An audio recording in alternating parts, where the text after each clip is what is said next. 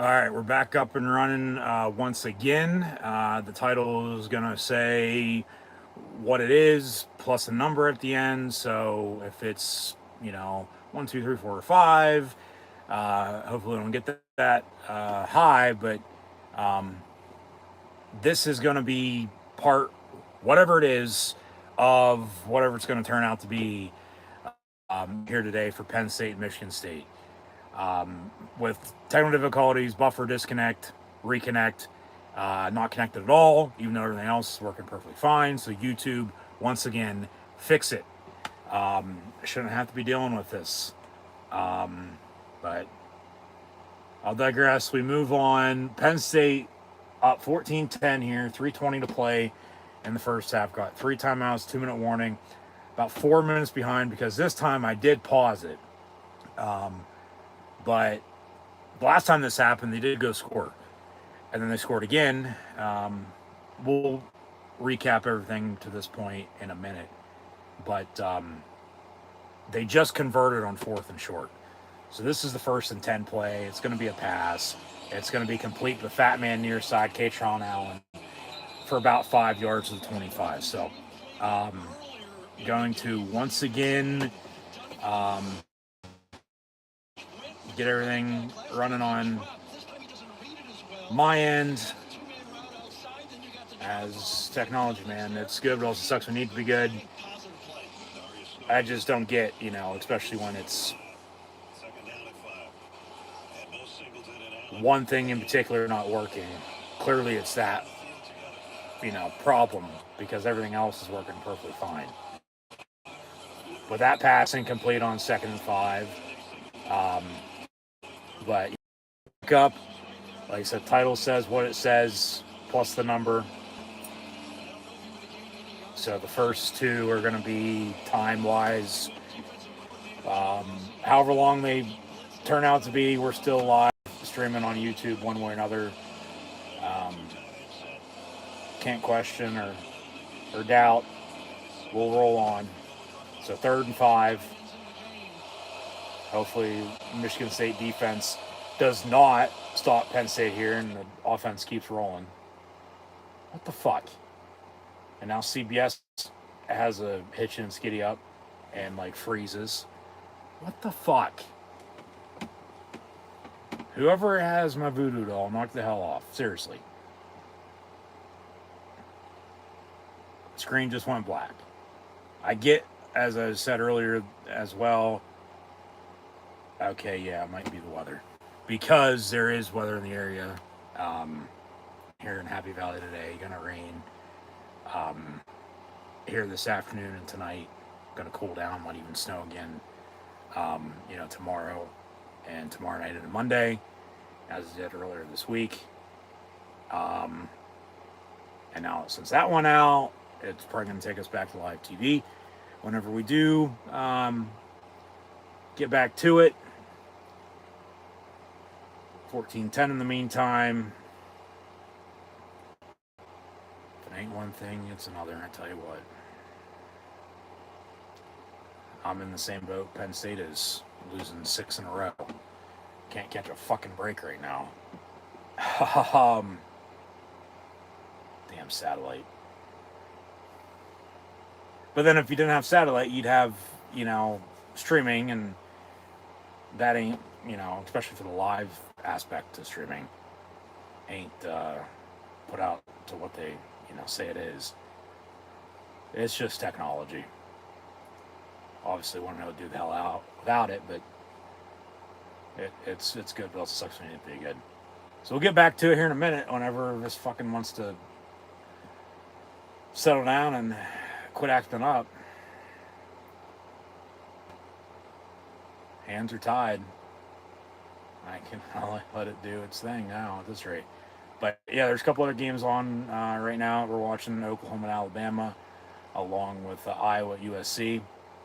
Penn State's at Michigan State here. 14-10 last I knew, and yeah, it's going to take us right back to live TV, so I'm not going to see what the fuck else happened on that drive. Even though, from technical difficulties on my end, Somehow Michigan State got the ball back. The Penn State turned the football over. I'll get back to a play-by-play with a drive stat and see exactly what happened. But the defense makes another stop. Michigan State on the punt, so Penn State can get the football back with a minute 5, still up 14-10 with 3 timeouts. So they had to turn the football over. Had to have turned it over or, missed a kick or something. Michigan State punts and it's going to be down around the 15. So what happened? Another turnover on downs. So they still ended up going for it even after they went for it on 4th and 1 on that drive, got it. Should have the fan on my end again, but we're back up and running live here on YouTube. So thanks for tuning in. Be sure to like, follow, and subscribe. Links in the description below. And then, yeah, they still can't score. They still go for it. Don't get it. Defense gets a stop. They probably could have more points on the board. Don't. They still lead by 4, 14-10, but getting the ball back now. 54 seconds to play in this first half and 3 timeouts in their pocket. So we'll see if they can score before halftime or not.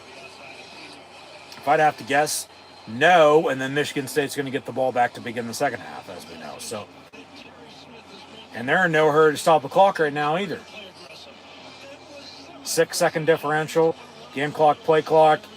I mean, Michigan State has 1 timeout, but, Penn State, 3 timeouts, no hurry to do anything.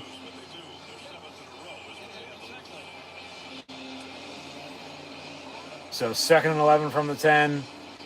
Yeah, they're not doing anything here before halftime.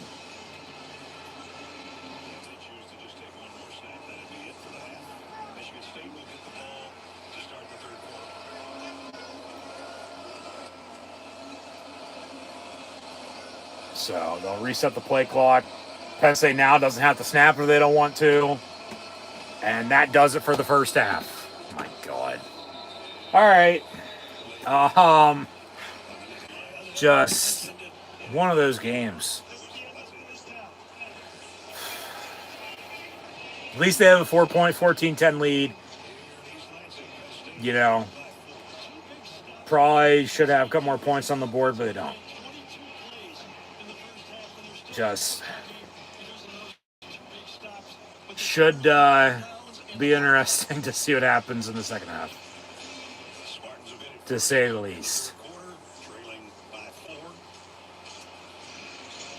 So we'll hit the reset button here. We're going to recap to this point. Terry Smith interview at halftime.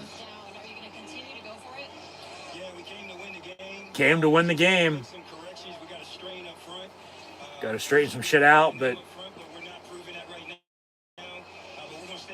stay aggressive. Well, they got to run the ball better.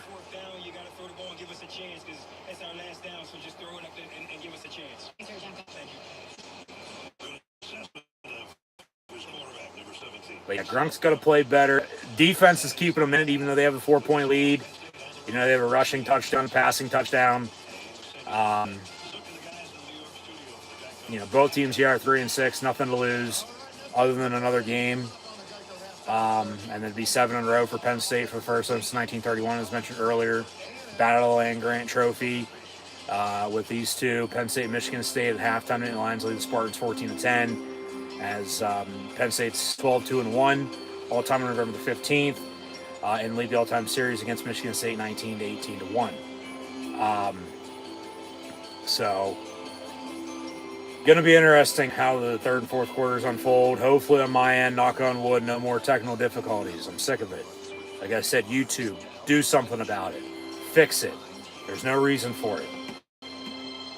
Especially on my end when everything else is working fine, everything else is smooth, and it's buffer, disconnect, reconnect, and then not connected at all, and I gotta literally restart and redo everything. But 14-10 at halftime. Michigan State can get the ball back to begin the second half. Penn State should have more points on the board, but they don't. But they're being aggressive. I get it, but when you have a chance to kick the three, you should take it because you don't know you're going to need later, on, because it could come back to bite you. Um, but once again, at 3-6, what do you have to lose? Nothing, not a goddamn thing. I get it. Other than another game, which they haven't lost 7 in a row since 1931, as mentioned. So, we know how they could be playing, but we know how they are playing. It's just frustrating. If the defense continue to make stops, if they continue to run the football, I think they'll be fine. But if they, start giving up scoring drives, one after another, and offensively they're just stuck and, not doing a hell of a lot. I get they scored twice on offense, but that was to answer and tie at 7 as they were down 7, and then, they scored a rushing touchdown drive. Because remember, Penn State got the ball to begin the game, went 3 and out, punted. Michigan State, first play of the game for them, 50-plus yard touchdown run, 7-0 Sparty. And then Penn State responds, answers with a touchdown run of their own. The fat man Katron Allen with another touchdown here today. I believe the stat is he scored in every single game, at least one touchdown in every single game so far this season, if I'm not mistaken. Like I said, he only needs 319 yards rushing, 106 average over these next 3 weeks to break the all-time Penn State career rushing yards record. Nick Singleton needs 3 rushing and or 3 total touchdowns to break both the Penn State career rushing touchdown record and career total touchdown record to surpass Saquon Barkley. In both those categories, taking out 2 birds with 1 stone. Basically, if so, Fat Man scored though, tied it at 7, and then it was back and forth with a couple turnover on down drives by both sides until Michigan State was able to score off the Penn State turnover on downs. Kicked the field goal, was a difference of 3 there. Before then, Penn State, went deep, had a 1-play touchdown drive of their own. Devontae Ross caught a 75-yard touchdown pass from Ethan Grunkmeyer. Penn State up 14-10. Penn State got the ball back again. Went for it on 4th and yard. Got it. Went for it on 4th down again. Didn't. Michigan State had to punt. Penn State, nothing before halftime. We had halftime 14-10. That's the first half in a nutshell. We'll update some stats, but if Penn State can continue to run the football,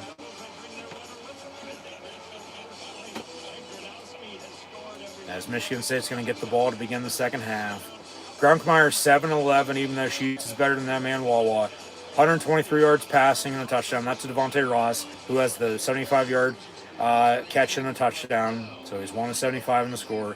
Fat Man, 10 carries, 50 yards rushing and a touchdown.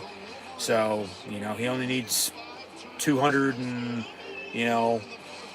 change now for, the record. Like I said, needs 106 average over these next 3 weeks. So we'll see what the, damage is going to be today and what he's going to need then the next 2 games in post game. We'll do the math then and figure that out then. Singleton, 10 carries, 24 yards rushing. So there's still bounce, there's still consistency in the run game and the carries, 10 apiece. Like they're getting back to that. Ross has mentioned a carry for 75 yards and a touchdown. Pena 438, Katron Allen 2 of 10. So Fat Man has 60 total yards of all purpose. Campbell 5 total tackles. They have a sack. That was Keelan Wiley. 3 tackles for loss as a defense. And then Barker 2 points with the 2 extra points. Didn't kick a field goal though when they had the chance to go up. Still one score at 7, but 7 is a larger lead than 4 because if they kick a field goal, you're only up 1. 14-13, they score, you're down 3 again, 17-14. But they're being aggressive and they're going for it. Gabe Wusu seems fine at kicking off and punting. Falling an injury scare earlier, but as big as he is, that was nothing. Michigan State, their quarterback is 8 of 12, 59 yards. They have 90 yards rushing as a team on 10 carries, so that's 9. An average almost first down every run and a rushing touchdown. But remember, 57 of those 90 yards rushing was on one play and the rushing touchdown. So 8 of 59 receiving for Michigan State, clearly, with the 8 of 12 passing for 59 yards. Kicker had a 24-yard field goal. And then overall total team stats here at halftime. As Penn State leads 14-10, with both teams at 3-6 fighting for their playoff hopes and dreams, needing to win out. Neither team can convert on third down. Penn State's 1 of 7, Michigan State's 1 of 6. Michigan State 0-1 fourth down with 4 total first downs. Penn State with 8 total first downs. Penn State 2 of 4 on fourth down. So they say, fuck it. Regardless of what happens on those first 3 plays, we're probably going to go for it. Michigan State 149 total yards with 58 rushing for Penn State for $181 total. Only one penalty for 10 yards against both these teams in the first half. And guess who it was against? Penn State, 1 of 10. Penn State's controlling the clock, though. No turnovers by either team. Have had turnover on downs a couple times and points off of that, even though it doesn't, really, count that way, or, it matters, but you don't look at it that way. Still adds up, still points on the board. But Penn State's controlling the clock by a good, almost 7 minutes. 18:23 to 11:37. So Penn State on the road with a lead. If they continue to run the football and work clock, I think they'll be all right to win this game and snap a 6-game losing streak, because Penn State's trying not to lose 7 games in a row for the first time since 1931 here today. Battle of Land Grant Trophy once again, as Penn State leads the all-time series against Michigan State 19-1. Both are 3-6. Haven't won since December 13th. It's November 15th. Penn State's 12-1 on this date all-time. But just got to take care of business or sort itself out.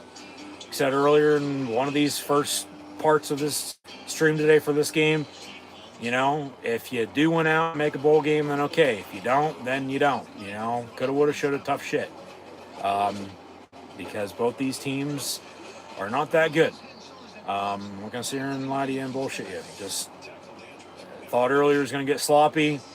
It has been. It's been sloppy and sluggish, and a lot of just risking it, What do you have to lose? Nothing on a goddamn thing. So, obviously, other than another game, but you don't want to lose 7 in a row, because then you don't want to lose 8 in a row next week if you're Penn State. If you do lose 7 in a row today, obviously season's over. You're not making a bowl game. You're done in 2 weeks. But they've never lost 8 in a row. Never, ever in program history has Penn State football ever lost 8 games in a row. Whether that be in a single season or, from one season to the next. Never lost 8 games in a row. But, like I said earlier, once again, we'll see what happens. That's why I play the game. It's on paper, it's on the field. But that's where we sit at halftime with Penn State up 14-10 on Michigan State. And then, we'll get everything back up and running here on my end for the however many time I've done this now today. There's nothing I can keep rolling on, so keep pushing, moving on. Just frustrating, the way they play, and then, frustrating on my end when it's good, and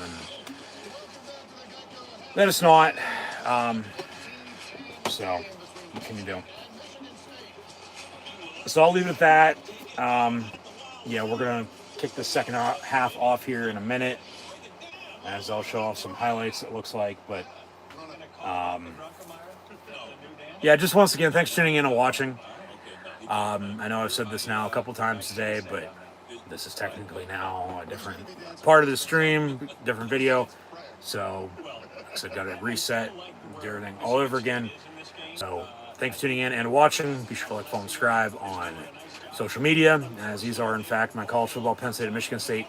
I'll play, watch interactions live right here on YouTube. So be sure to like, follow, and subscribe. Facebook, Twitter, Instagram. Red subscribe button, notification button next to it, live right here on YouTube to stay up to date. Links in the description below. Thumbs up button, share, hashtag college football, hashtag Penn State. Chat questions and comments, super chat, super sticker, super like, super thanks. Always greatly appreciated. As well as this video is powered by Rogue Energy, HopeKThrifts, and Dead and Hungry, so be sure to go check them out. Links also in the description below. And if you haven't done so already, hit the hype button on your YouTube screen, if allowed, if available, along with scanning the QR code or clicking the first top link in the description below. So, yeah, Penn State and Michigan State, going to be a slobber knocker, a down the wire finish, it seems like, unless Penn State can come out in the second half and just continue to make stops on defense and then get rolling on offense. I mean, points are points, especially in a one-score game. You don't know what you're going to need late. So, I mean, I get they're aggressive. They want to be aggressive, but you don't want to get too overly aggressive and shoot yourselves in the foot. You want to continue to play smart. Just, like I said, give yourself a chance. Find a way to win. Because I know they're sick and tired of losing. And hopefully the rest of the nation, we are Penn State, are also sick and tired of watching them lose. Because we know, what they're capable of, but then we know how they've played and how everything's not gone their way. They're 3-6 for a reason, and the flooding has to stop at some point in time. Like they got to catch a break at some point in time, and got to have something go their way and take advantage of it. Got to take control. Balance, consistency, momentum, rhythm. They had a spark or two. Whether they've scored off of it or not, okay, but they have a lead, so that's right now probably as good as it's going to get. So at least they have a 4-point lead. So with that, you're on the road, run the ball. They're working clock, continue to work clock. Just don't blow it, just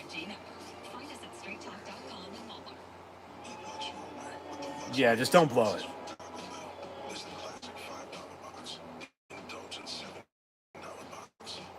You got to give credit to Michigan State because, these teams right now in the season, both just not because we're both 3-6. We know what type of game this is going to normally be when the two teams meet to begin with. As mentioned earlier, just a hard-nosed physical game. One score for the most part, but as it is now, Penn State should probably have more points, as mentioned too. But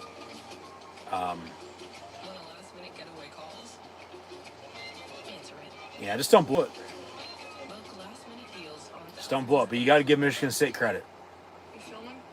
But it's really, I think it's going to come down to what defense is going to bend, doesn't break.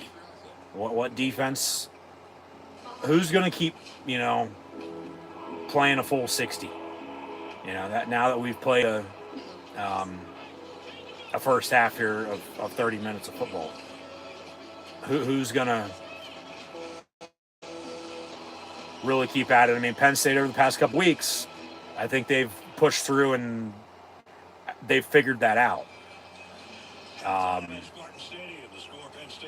Because they, remember, hung around with Ohio State, but then got blown out in the second half. Last week, they're down by a little bit more at halftime, but then they came back and took a lead. But then they broke late. In a game they arguably, probably, coulda, woulda, shoulda, but, won it against Indiana. But they didn't. So they didn't. It is what it is. So you continue to move on. And, if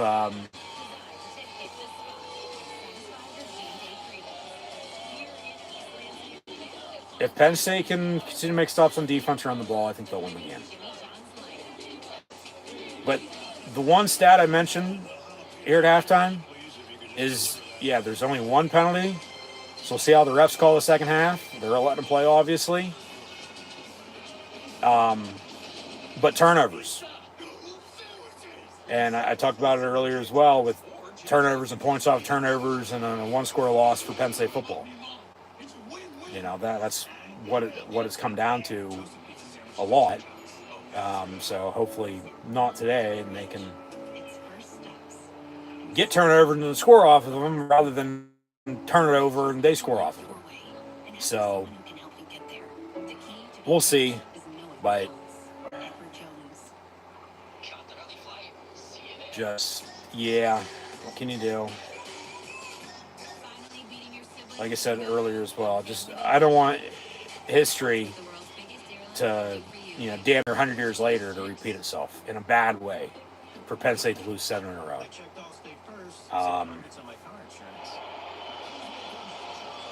Because it's been a long ass time since they've lost 7 in a row, 1931. And you don't want to have that, regardless of how good or bad you are, you don't want to have that happen. You just don't.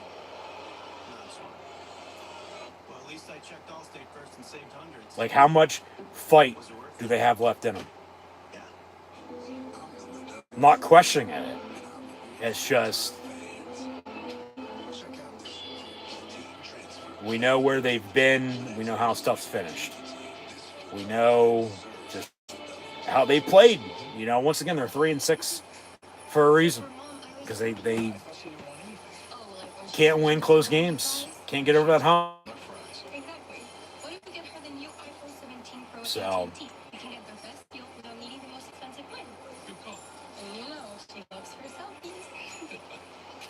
we'll see. But defense. Keep making stops, and offense to. I mean, name of the game is winning. You got to score, to end up winning. Score more points than your opponent. It ain't golf. So.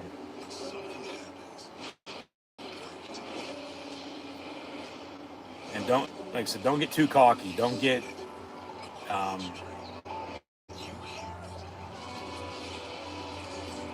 thinking you have a 14-10 lead, it's going to be enough, and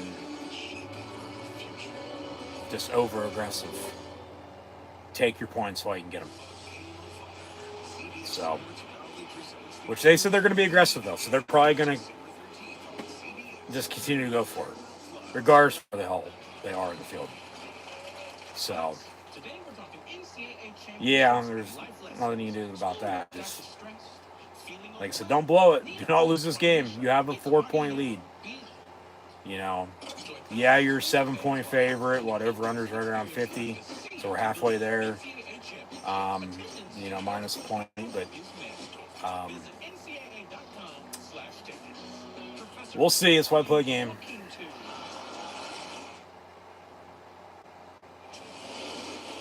So the sun has gone down. Lights are on. And, Penn State at Michigan State, with Michigan State getting the ball here.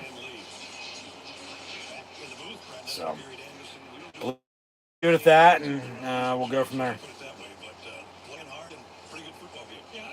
Yeah, it's close, but yeah, it's Penn State proud, Penn State pride. Proud of the lines. Like, gonna be there regardless, win, loss, draw, through thick and thin, bleed blue and white, but gotta get through this. So Penn State on a kickoff, Michigan State getting the ball.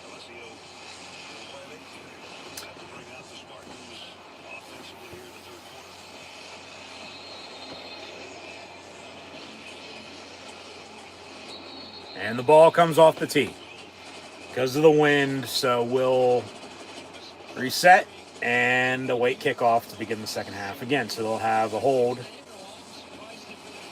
So then that might affect the kicking game because of the wind now in the second half. Only time will tell.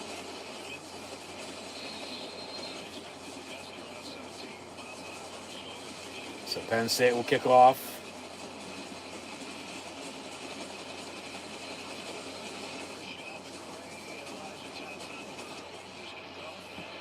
And Michigan State will down in the end zone for a touchback as they signaled fair catch. So 1st and 10, MSU from the 25 down 4.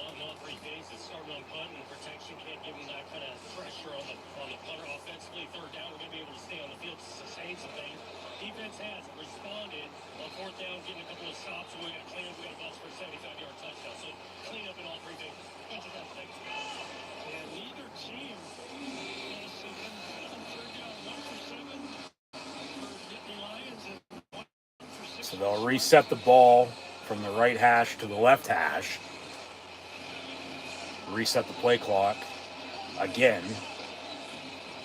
And first play of this third quarter for Michigan State is, remember, their first play of the game on their first offensive drive is Penn State got the ball to begin the game. So Michigan State's getting the ball at the beginning of the second half. Was a Michigan State 50-plus yard touchdown run. They'll run an end around, cut back in, and get a first down. Maybe, depending on that spot. He spun and went backwards a little bit, so we'll see if it's second into the 1st and 10. But run. Got to get off a little bit, but no turnovers. And if you can get a turnover on defense, points off of it, it's even better. Might be a difference, but just hold the lead, tack onto your lead, find a way to win this game. 2nd and short.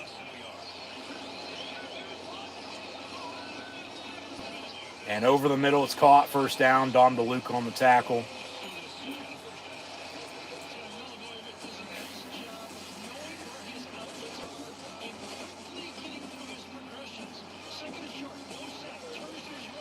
Yeah, just simple dump off. Curl to the tight end.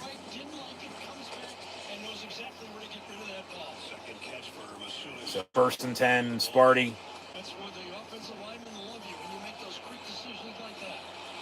And ball at the 48, 1st and 10.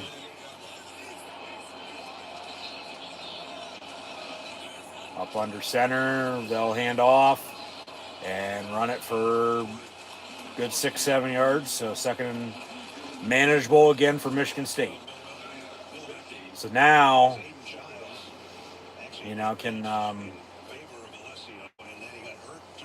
the defense can make stops, because if not, as I was saying earlier, it's just going to turn into a back and forth game. But then, if you can't do anything on offense, you're not making stops on defense, it's all one-sided and they're doing what they want, and then you're in trouble. 2nd and 4, take the run and pass, going deep, incomplete. So quarterback got his, he threw. And then no penalty on the defensive pass interference, which is a good call. Even though DB never turned around, which probably would have been a penalty if the pass was on target, but it was clearly underthrown. So, because normally if DB never turns around, they're throwing it. If he turns around and plays the ball, they're not throwing it. But because it was underthrown, they don't throw the penalty. So 3rd and 4. And they'll run it, and Penn State tackle for loss at midfield. So 4th down and long. Michigan State's got a punt. So it's going to be a field position game now the second half. And Penn State's going to get the ball back with a 4-point lead. So keep doing what you're doing now. Hold the lead, run the ball, work clock. Maybe you break one. You had a big explosive pass play. Maybe get a big explosive run play like Michigan State did earlier. Fair catch by Penn State at the 9. So it'll be 1st and 10 Penn State from there when we return. 12:19 to play in this third quarter. And we'll get back to the action shortly.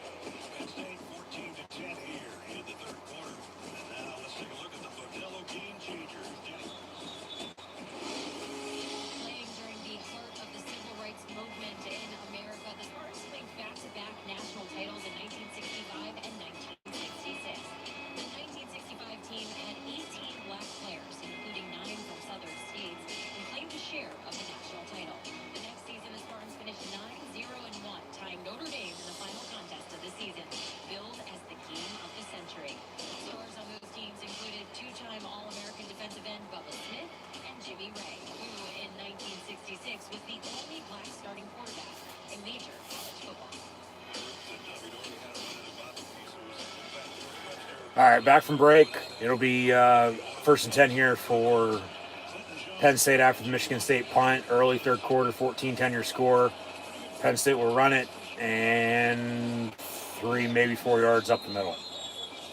And coming in the game, Fat Man Katron Allen, 319 needed, 106 average to break the all-time Penn State career rushing yards record.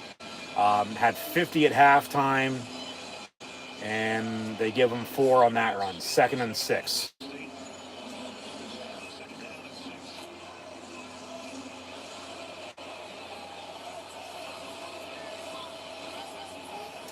From the 13, 2nd and 6. And they'll run it again. Yeah, do what you got to do. And they'll get the first down on 7. 1st and 10 and move the sticks. So, yeah, like I said, run the football, work clock, tack onto your lead, make it. I mean, if you got to settle for 3, you're still up 1 score then at 7, 17, 10. But you could already been up, 7 if you would have kicked it earlier on one of those, more so the second, not the first. If not both, but probably not. But, those 4th downs, they went and got turnover and downs called against them. Didn't get it. Because then you could kick another field goal here and still go up 2 scores. But then if you do score a touchdown here, you're still going up 2 scores anyway at 21-10. So you got a ways to go. They'll run it again, lose the 2nd and 11. But, yeah, if you just got to, especially on the road, run the ball, work clock, if nothing's going your way, play field position, you still have the lead. And then you're still getting stops on defense. And then just one of those drives you're hoping to, obviously still, score. But it's just, this offense, it takes them a long time to really get going in the rhythm. Regardless of who's been playing this season, from week 1 until now, rhythm's been the thing for the offense this season. They haven't been able to get into. 2nd and 10, pass over the middle, incomplete. So 3rd and 10. So now you're in no man's land, and still a chance to convert. Tight ends are non-existent this year. Working out of a committee to make up for Tyler Warren's absence, but still you throw to him there, it's still dropped incomplete. So 3rd and 10, and Michigan and the Stormtroopers, along all the students, and that trend going around college football, take your shirt off and wave it in the air. They got going 3rd and 10, and fuck, of course he gets sacked. God damn it.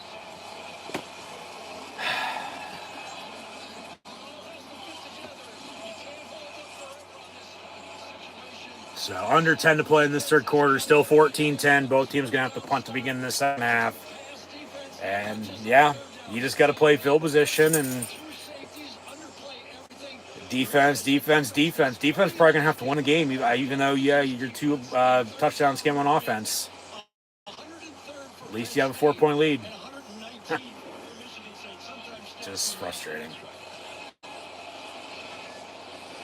And the punt will bounce, be picked up, muffed a little bit at the 20, and then wrapped up on the tackle right away. So, Michigan State ball from there, 9:15 to play in this 3rd quarter. And 14-10 is your score. It looked like he called for a fair catch, did he not? Maybe a little bit, but then he let it bounce, and then he wasn't going to pick it up. Then he picked it up, muffed it, started running because he picked it up, because he's going to get tackled, and then he gets tackled after a couple yard returns. So 22-yard line, give or take, 1st and 10 Michigan State from there. 14-10 Penn State, though, your score. And come on, defense, let's just, they got to find a way to win this game. I get I've said it a lot, but that's just what it is. They got to find a way to win. If they can do just that, they will. And they 4 and 6, still needing to win out though to make a bowl game. And we'll see if that happens or not. Maybe, maybe not. If so, okay. If not, okay. On next year at that rate. But that's what I've said recently. What's up, buddy? Come on. Lay down, big dog. That I mean, I get it. All anybody wants to talk about is, well, who's Penn State going to hire? Who's Penn State going to hire as a new head football coach? I've said my piece on it. I get stuff's changed, in the past month with this or that in the news. But I really don't know. At this rate, I don't. I mean, we'll see. I mean, because just when you think it's going to be, somebody, then it's not. Or vice versa. They'll make a decision, but like I said, too, still, meantime, there's still football to be played. You still got a sport team with who's out there playing right now this year, and they still have the chance to go out and win. So, as I said, there's still football games to be played, regardless of what's going to happen in the future. So,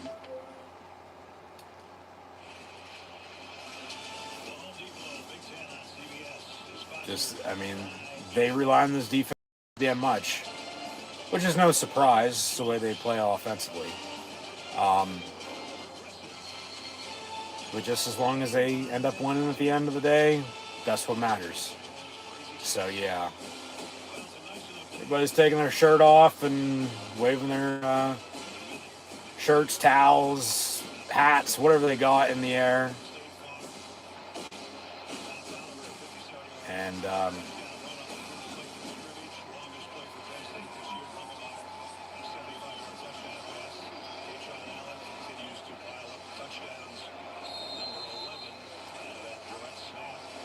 come on, defense, let's go. 1st and 10 from the 22. And they'll run it again, 2, maybe 3 yards up the middle.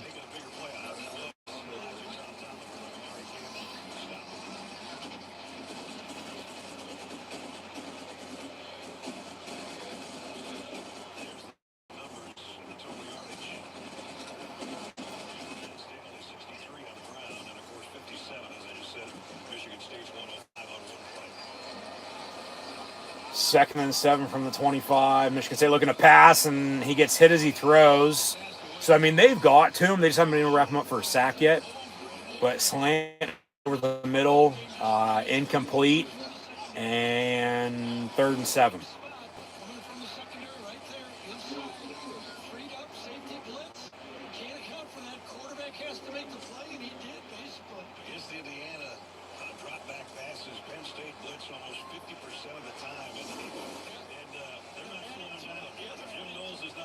From the 25, 3rd and 7.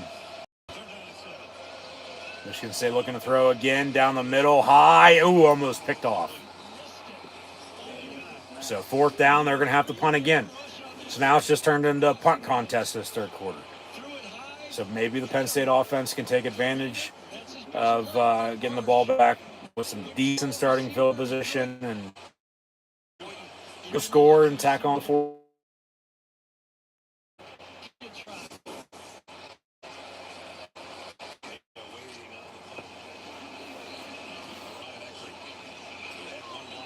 And they don't block that punt like they did earlier. But a big booming punt fielded by Trevor Pena, but he's going to go nowhere.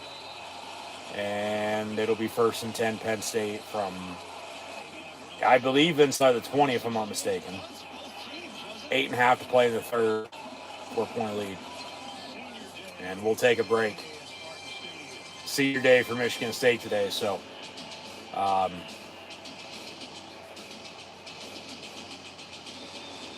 they have, who did I say, Iowa and Maryland left, I believe, if I'm not mistaken. Yeah. And Penn State has Nebraska and Rutgers.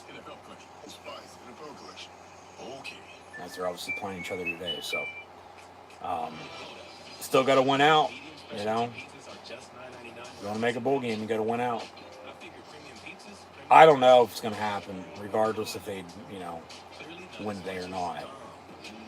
Just it's their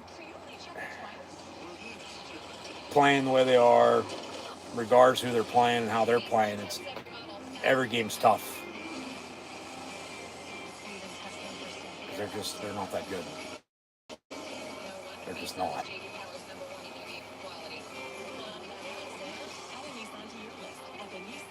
But they have a chance here to go up 2 scores. Again, they haven't been able to at all yet today.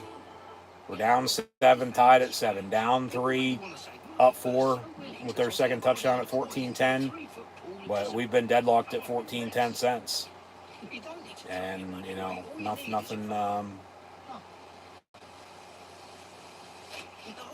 nothing going either team's way with, punts and more punts, punt after punt after punt. With, they give credit to the defenses. So, until something else happens, just where we are and where we're going to sit. So, nothing you can do.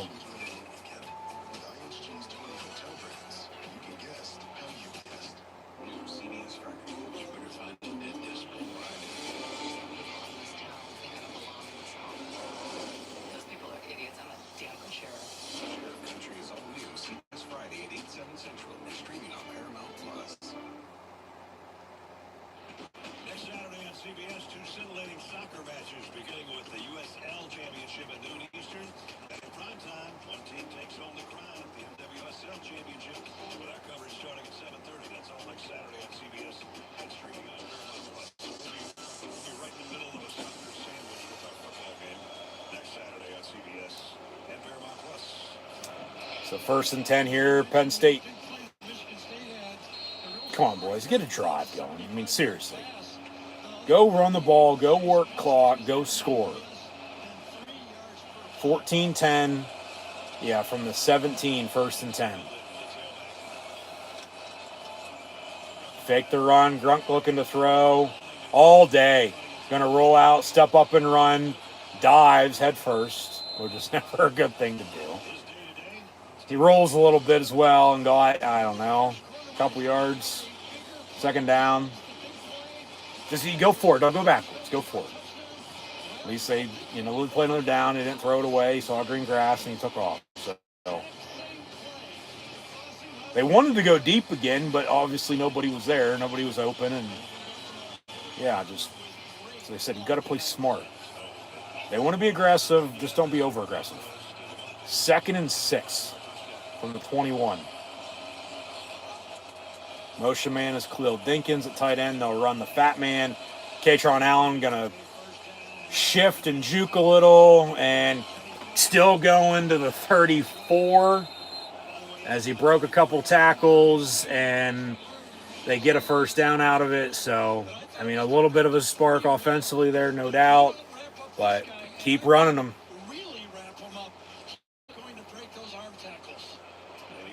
Keep running them. Keep running the goddamn ball.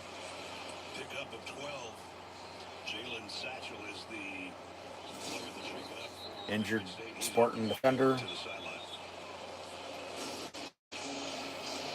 This Michigan State defense has only produced 6 takeaways all year. That's been a killer. And we kind of wonder why. Joe Rossi, defensive coordinator. So 1st and 10.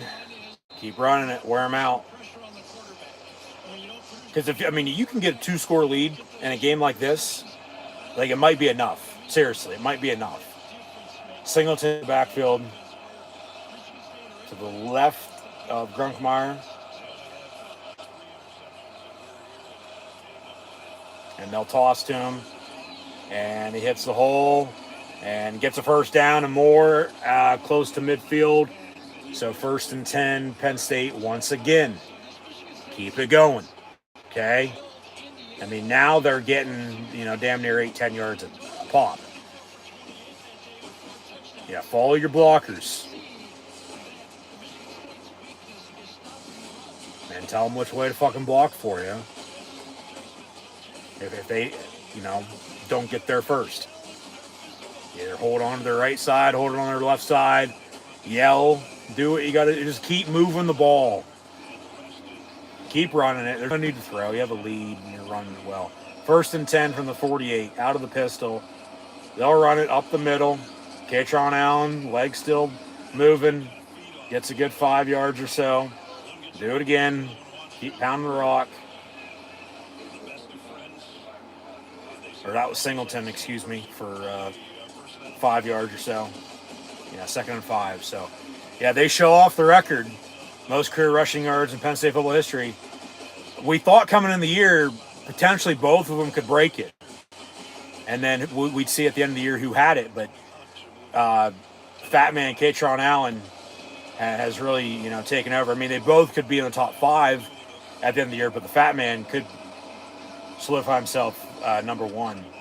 Said 319 needed over these next 3 games. Has 50 plus today. It's 106 average down the stretch.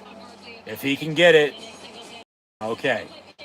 But then Singleton, can break the touchdown record for rushing touchdowns and total touchdowns, needing only 3 over the next 3 games, which is 1 average, from now until after Thanksgiving. So 3rd and 4, can they convert?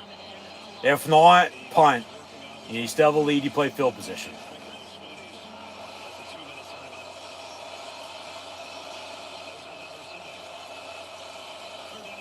Third and 4. And they'll run it. And no. Punt the ball, play field position. Do not get over aggressive here around midfield. Because remember, that first time you went for it, turn and run downs, they got a field goal out of it. Or else they'd only have 7 points.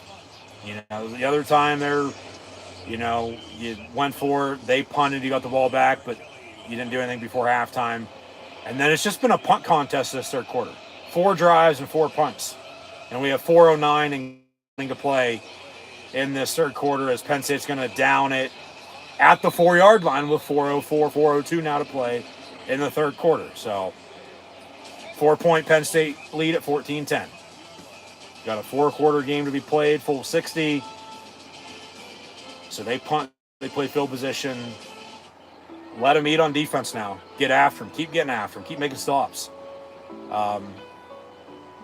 So yeah, we'll see. Just been deadlocked at 14-10 and punt after punt after punt after punt here, and not a lot going on. So just don't break on defense. Keep making stops.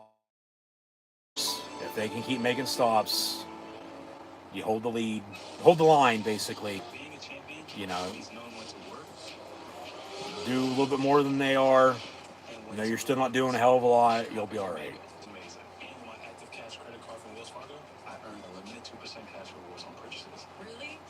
They're winning battles. Can they win the war here today? Win their first game in 2 months, for God's sakes. Win their first Big Ten game this year. Win their first true road game in close to a year.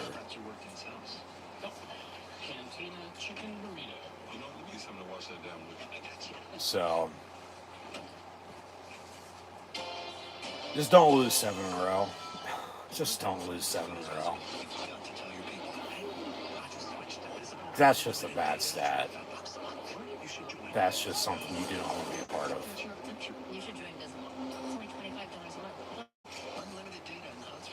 Because everybody that would have been on that 1931 team, in which they lost 7 in a row that season and went 2-8, they would have been, 18 to 22 years old at that point in time. They'd all be over 100 years old right now. They're all dead and gone. They're a part of Penn State history, but that wasn't a good year. This isn't a good year for Penn State, but you don't want to lose 7 in a row.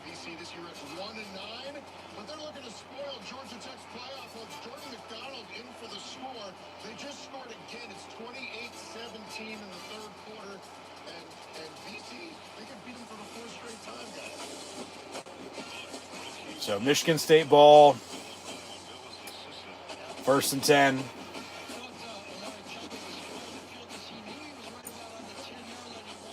Yeah, so they called for a fair catch, but then it bounced. And there's nobody. No, done. There you go.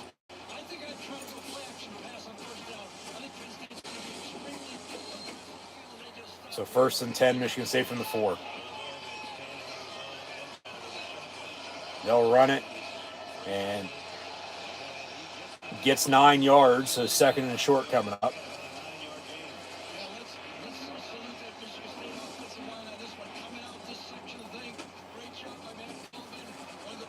Just missed tackles, you know, and then they finally wrap them up.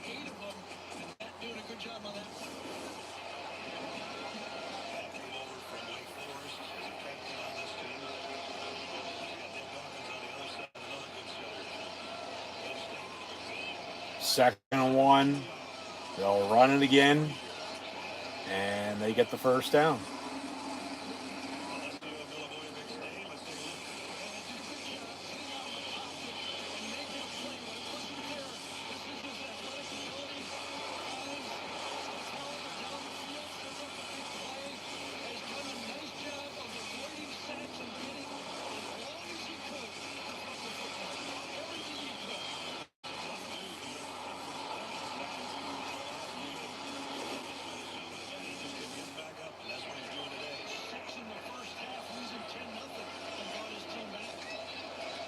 First and 10 handoff, and they'll get another first down. Do not give up a 96-yard touchdown drive.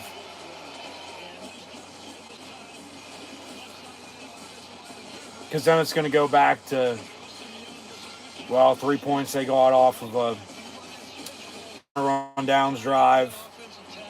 Because if they do score a touchdown, minus that 3 that they already have, but if they didn't have it, you'd be tied at 14. Because they do, you'd be down 3. And then, you know, you're not even kicking field goals, and bubble screen complete for 3. And just, then you're into the 4th quarter down, and you haven't done shit since, you know, that deep ball for a touchdown in the 2nd quarter on offense. And then the defense breaking again, and this time ain't going to be on your side, even though you're winning the time possession battle by 8 minutes. And, yeah, just, like, they're going to have to obviously score still. But they can't give up, you know, and a field goal, be up 1, but even if you give a touchdown, a field goal for them would still tie 17 then, but then just back and forth, like, you got to make a fucking play.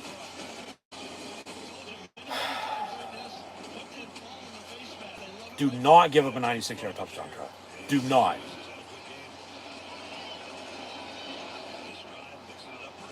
But they're 3rd of the way there.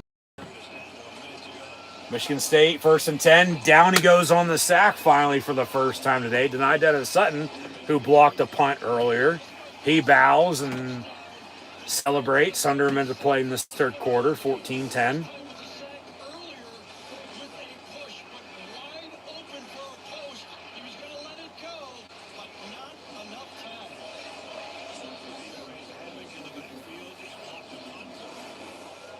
About a 15, 16 second differential between the game clock and play clock.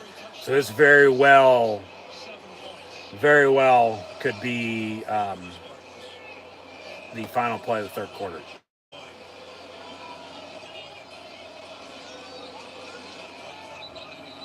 And now we got a whistle and a flag on the play. Haven't had many of those today either.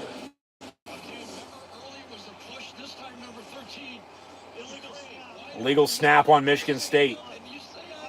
5 yards, they'll replay 2nd down. So they'll wind the clock. They definitely don't have to snap it now if they don't want to, because the game clock's under the play clock, and they won't. They're in no hurry. Yeah, we're going to the 4th quarter. So same score as it was at halftime, 14-10. Penn State leads Michigan State.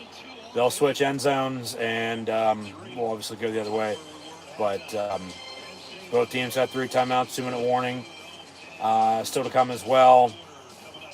Penn State defense got to make a stop. Got to stop the run. Can't get a long touchdown drive, here. Remember, because this Michigan State drive started 4-yard line, but Penn State offensively got to run the football, continue to work clock. But you got to score points. You just can't be content and settle with what you have. Credit to Michigan State's defense, though, too. I mean, it's just that low-scoring, defense showdown. And something's got to give before too long. What defense going to bend doesn't break. Momentum's a real thing. Penn State's had it and then not. And just you got to take advantage when you have the chance to take advantage of whatever it is, there is to take advantage of. They've had their chances, but it's been punt here, punt there, and they're not even kicking field goals.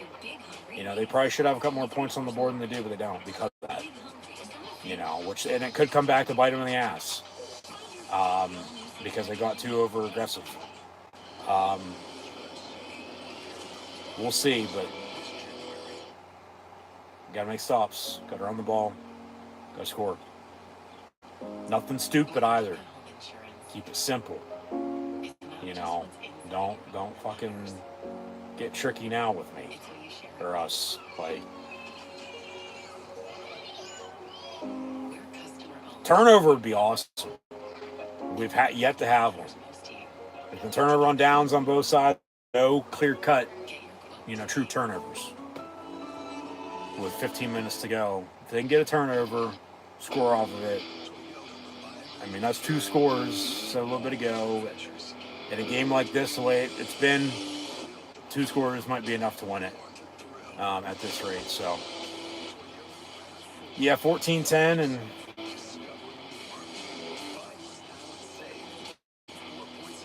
find a way to win. Don't blow this. Don't lose 7 in a row.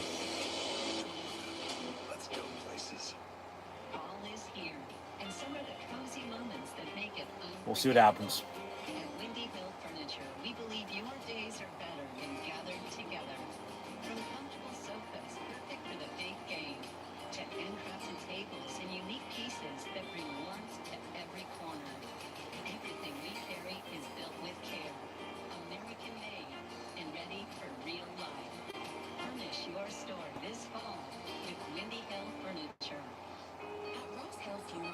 We understand the importance of honoring your loved ones with dignity and care. We're proud to announce the opening of our new funeral care facility, which offers unique modern amenities. We are the only funeral home in Altoona that operates our very own private crematory. Call us today to begin pre-planning, receiving up to a $500 discount, transferring pre-arrangements from an existing funeral home, or for immediate need. Let us ensure peace of mind for you and your family.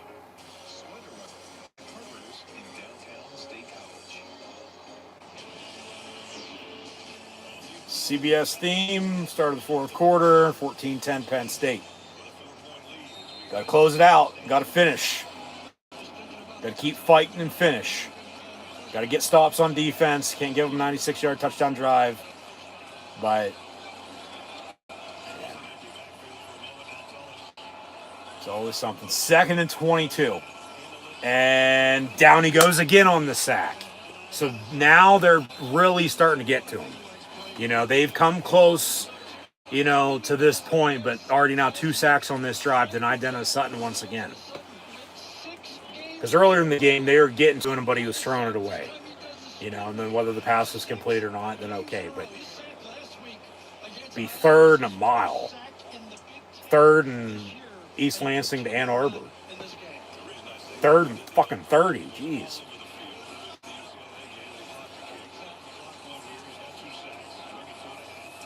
And they'll run a draw. And, 5-6 yards. But they'll punt. Penn State's getting the ball back. Still the 14-10 lead. So, hey, if they want to play field position because they have to, then by all means, you have to let them. But you can't cough it up. No turnovers. You got to run the ball. You got to work clock.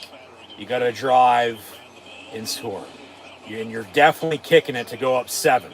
Because then if they score a touchdown, it would be the tie, not to take a lead. But if you can score a touchdown, even better, you go up 11, which is 2 scores. And then that might be enough because then they would need a touchdown and 2-point field goal just to tie. If they can, hold you. So Penn State gets a couple yards on that punt return. With 13:37 to go, it's time to put up, fucking shut up. now or never. I know we've been saying that since late September. And, you know, trying to find ways to win these games. Another one-score game here.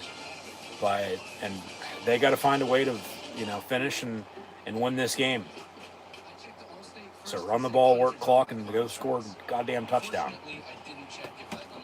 Get those yards piled up for both backs. Gronk to air it out a little bit. I want to throw it a lot. Just don't cough it up. Don't turn it over. No turnovers.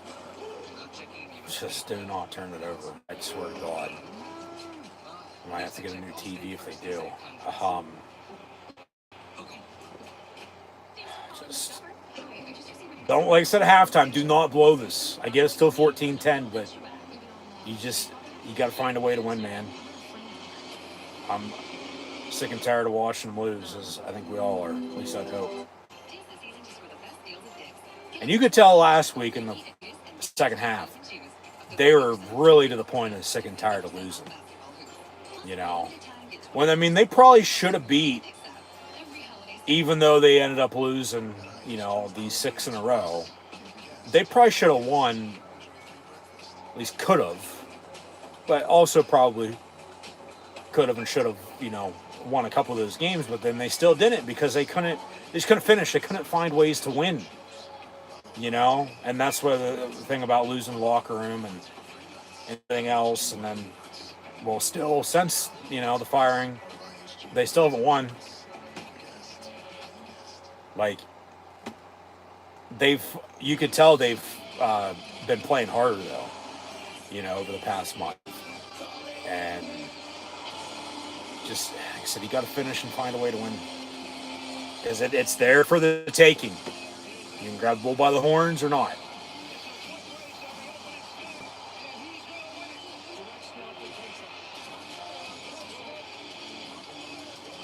So they need like one of those drives to really take control of this game and put it out of reach for Michigan State. Because if not, you're going to punt it right back to them, and then balls in Michigan State's court to go win it. And then it's back to the defense, need another stop. But then what's new? You know what I mean? So we'll see.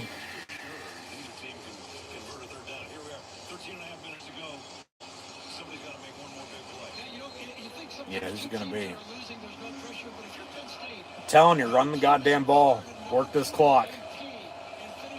Make them call their timeouts. They'll throw it. Gronk gonna step up and run. All right. And he's gonna dive and maybe get a first down. Looks like he'll be about a yard short. But clock's still ticking. You want to wind that clock. Yeah, nobody's open. Run it. Yeah, exactly. That's what you got to keep doing, because they know you're going to run. And you want to try to beat them with the pass still, but nobody's open. Hey, regardless of when it is in the game, run it, you know? Like, take what the defense gives you. Second and a yard. They will run the fat man. Katron Allen, that's a first down. Move it. They say it's windy. So, I mean, yeah. Remember that open kickoff to begin the game? They had to have somebody hold. But we haven't had any points scored since. We only had punts. So, yeah, wind might come into play. Might be a factor here this, final 12 and a half. Keep run the ball. Get a new set downs. Run the ball. Work from there. 1st and 10. Ball, 35-yard line. Right to left across your television screen, already on a dial. They'll toss it. Fat man got a couple blocks. Gonna spin, get about 6 to the 41. 2nd and 4. Tick, tick, tick, tick, tick. Work the play clock. Snap it. Run the goddamn ball. First down. Do it all over again. Drive. Work the sticks. Go score. Like, keep it simple. Balance. Consistency. You have a lead. You have some momentum. This offense starting to get in rhythm. Go fucking score.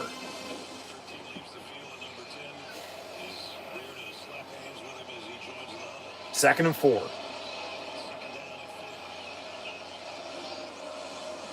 Yeah, it's really getting windy now. You see shit flying all over the field. They'll run it, Singleton up the middle, spin, maybe enough for a first down. We'll see that spot, but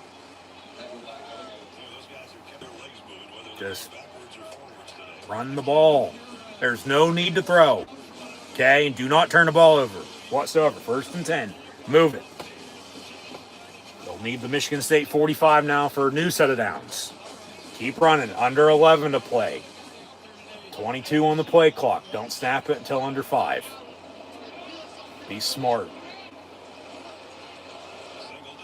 So Singleton now 5th in the all-time Penn State career rushing yards record, but Fat Man is going to have the chance to break it.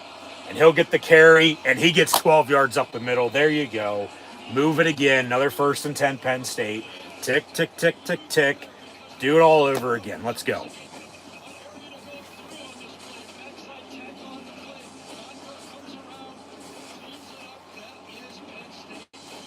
Just pound the goddamn ball. Run the rock. And Fat Man 5 yards away from 100. Like I said, needs 106 average down the stretch to break the record. He's 11 off from that 106 today. They'll fake the run. Grunkmeyer looking to throw. He's going to step up, tuck it, and run. Thank you. Just don't fumble it. He gets to the 39 with 9:52 to play and counting. 2nd and 7. He only got a couple yards, but they ran a double crosser and nobody was open. Yeah. 2nd and 6. So, can they get 6 yards on the run? Potentially. Just don't get tricky. There's no need to run no fucking trick play right now. I get you want to catch them off guard, but just keep it simple, work the sticks. Dinkins in motion. They'll run it on a counter near side. Who is that? Singleton, Fat Man. 7 yards either way for Katron Allen. And Liam Clifford's in the ball game, as he actually got the snap on that play, as he's the technical backup quarterback now because of the injuries of the backups to the backup and Grunkmeyer with Drew Aller out. So 1st and 10. Fat Man just went over 100. 8:36 to go. They've had the ball for, a good 4 to 5 minutes on this drive. Deep into Michigan State territory now as well. 1st and 10, they'll toss it. Singleton got a couple blocks. Pena and Dinkins gets a good 7-8 yards. 8:18 and counting to play. Do it again. Come on.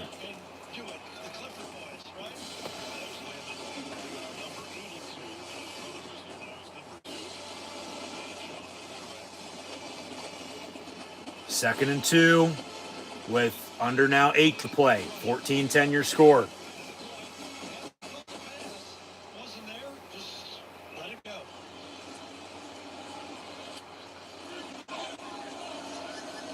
And they'll work out of the pistol with Grunkmeyer and both backs in the ball game. Singleton to his right and Fat Man behind him.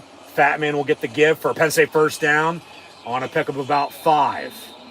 So they'll get another first down and do it again. Keep running the ball. We might as well call this the Beach Boy do it again drive.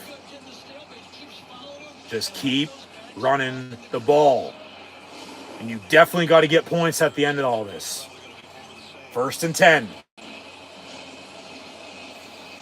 If you can score a touchdown, it's 2 scores. They don't have any time. The game might be over. Do it again. Let's go. 1st and 10, Penn State.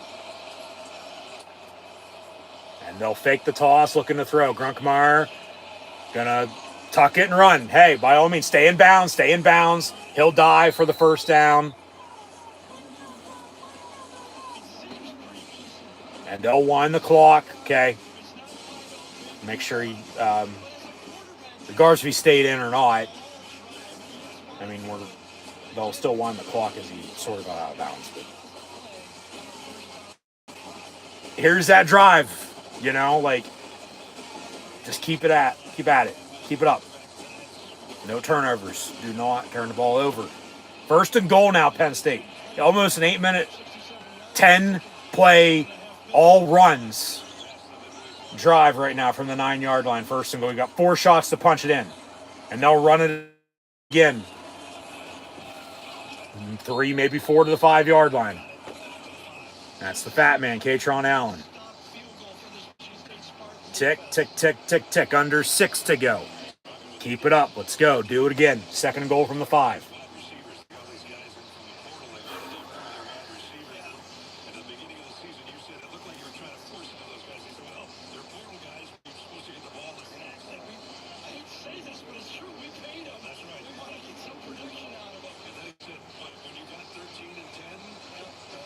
Second and goal from the 5.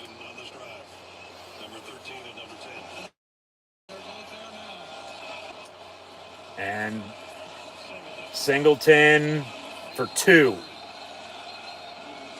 So third and goal now from the 3. Remember, he needs to average a touchdown a game down the stretch. He only needs 3 to surpass Saquon Barkley for career rushing and total career touchdowns.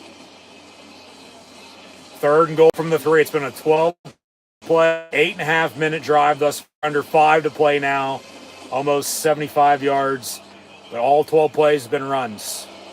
You know, they've ran pass plays. Grunkmeyer's ran it. Third and goal from the 3, out of the pistol. Maybe drain the clock and call timeout. Let's see if they draw up here. They'll run a little end around. And Ross gets in, touchdown Penn State. And now they're up 2 scores, make it 20-10. Extra point to come. If it's good, it'll be an 11-point game. Michigan State with under 5 to go because Penn State just went on an almost 9-minute touchdown drive to go up 2 scores. Michigan State will need a 2-point and a field goal just to tie at 21 if they can hold. Is that going to go down as a pass or a run? But Ross just scored again. So 4:32 to play. It will go down as a pass and a passing touchdown. So he gets another receiving touchdown today. Barker's extra point, good. Penn State leads at 21-10 with 4:32 to go. And yeah, let's burn it to the fucking ground. Actually, not yet. Michigan State will, though, because if this holds up, they'll lose. Penn State still needs to win out to make a bowl game, but with a loss, Michigan State will not be going to the bowl game. Penn State will maintain and retain the Land-Grant Trophy with the win today. Also not lose 7 in a row for the first time since 1931, so 6-game skid will come to the end if they do win today. The game ain't over yet, okay? I've seen crazier shit happen, you know, with less time and, you know, more points being down by as well, so... But touchdown Penn State, that does go down as a pass. They ran it every single play until the final play of a 13-play, damn near 9-minute touchdown drive to go up 2 scores here with a couple minutes to go.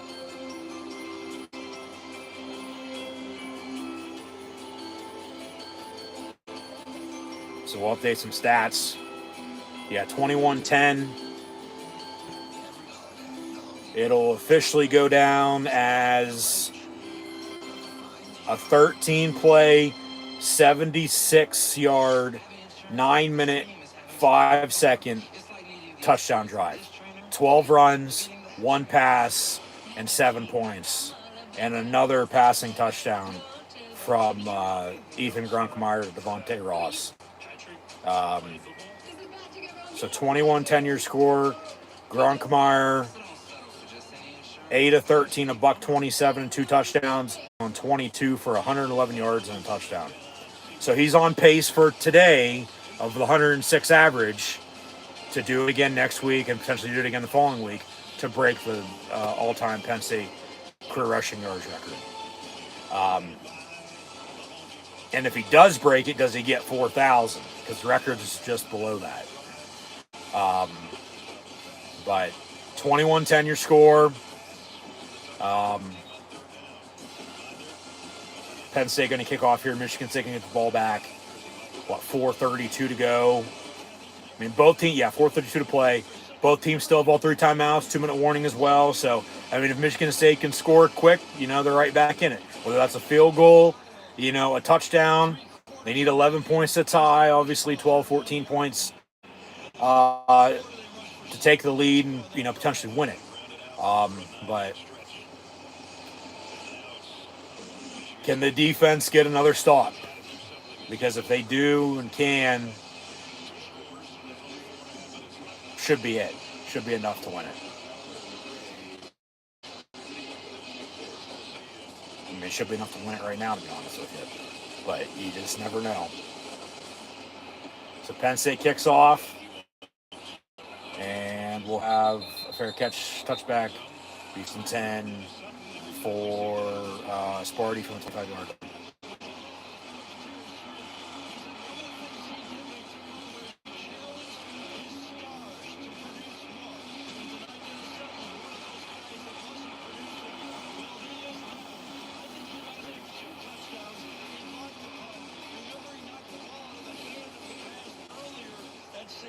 So 1st and 10.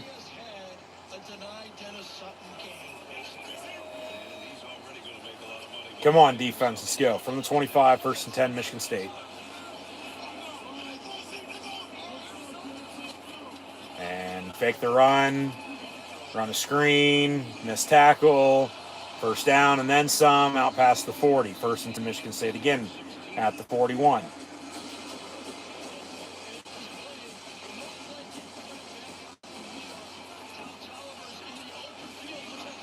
Split screen with the replay, now live shot as they will snap it.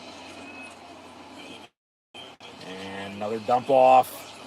So, I mean, you're giving up, plays like that. You're just not going to give up a big play. But you also don't want to still allowing them to score. Even if they do, pass complete again at midfield, be 3rd and short. Even if they do, even though, as there's a flag on the play, there's timeouts, there's not a lot of time, so, you'll give up that because time's just going to tick. Come on, really? You don't call fucking hardly any penalties today. And then with 3:41 to go, you're going to call roughing the passer?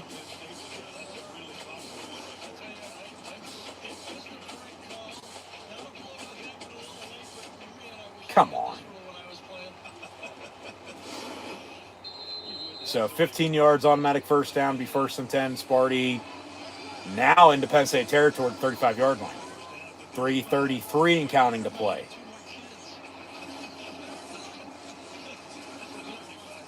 And pass far side. Incomplete with Zion Tracy on the coverage.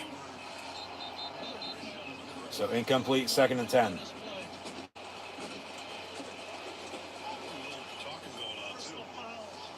And another roughing the passer. What the fuck? So another 15 yards, automatic 1st down. Got to play smart for one, but the refs.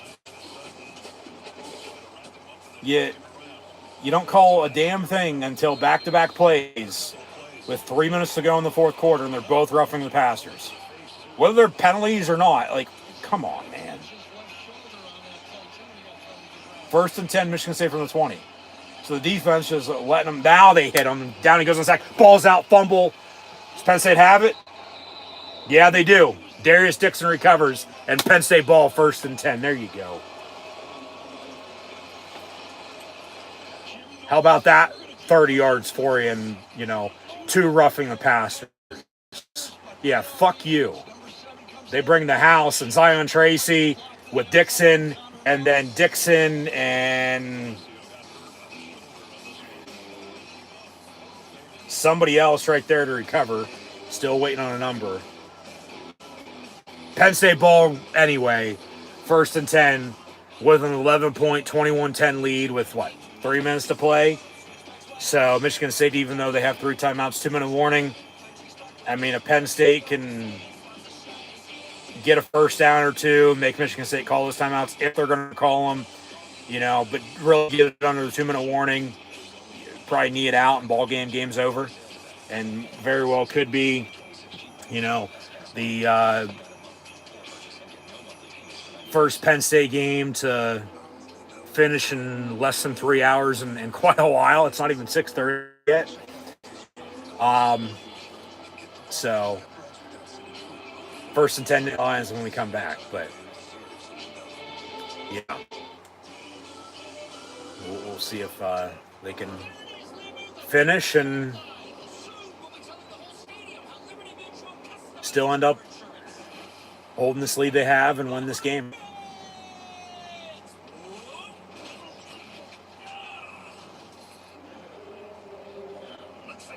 So the lone turnover now in this game, after a few penalties that didn't go their way, gonna go against Michigan State. Penn State recovers, be first and 10, and I mean if you can score off and get points off it, even better. You don't really need to though, because of where you're at in this game with the lead and the time that's left. You just got to try to run the clock out, and if you can do that, you're gonna win. So, yeah. Snap the 6-game skid. Win for the first time since September the 13th today.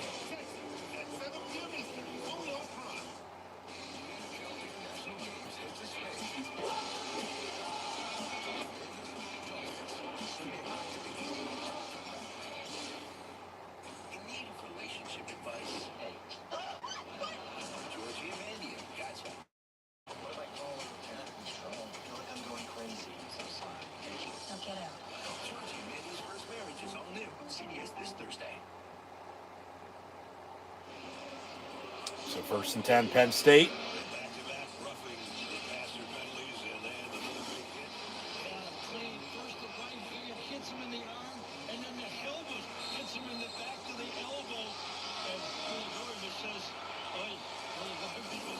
Run the ball from the 30, first and 10. They will. Singleton for about a yard or two. And I mean, if you can't get a first down, we'll see if they call their timeouts here or not.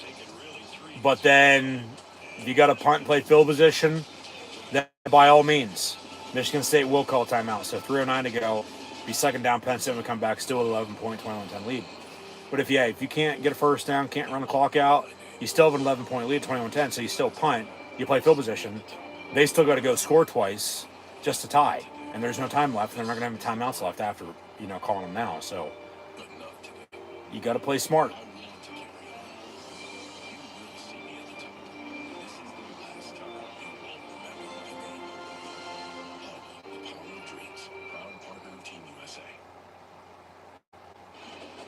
So 2nd and 8.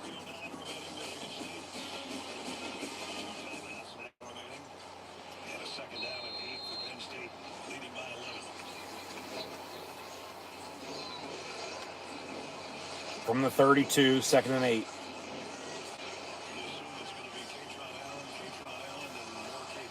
Yep, run the goddamn ball. And Fat Man first down and then some. Go. Get on your horse. Out past midfield. And then they finally wrap them up. So obviously yards are going to add up. But for that record, in the long run, a run like that potentially, depending on how the next 2 weeks go in the run game, could really help them. But that, might just put the game away here today as well. New set of downs for Penn State, 1st and 10. Michigan State with another timeout maybe. Stop the clock. No. So 2:28 counting. New set of downs. Yeah, he has 155 yards today. So, we'll subtract the 319 to whatever he gets, and then that's what he's going to need now the next 2 games, and then we'll see about an average on what he's going to need. Maybe a delay game. They let it slide. Hand off to him again. And he's going to walk in. Touchdown Penn State. 27-10 with 2:07 to go. Let's kick that door open.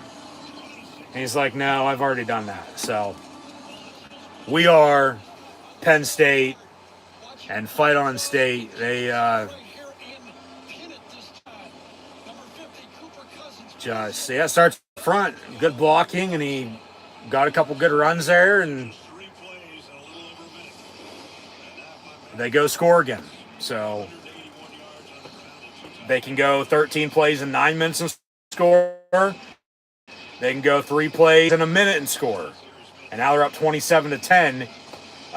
He has 25 carries for 181 yards, now 2 rushing touchdowns today. And Devontae Ross has 2 receivers. Here's another extra point. And they left some points off the board, too, because they went for it, and didn't hit it.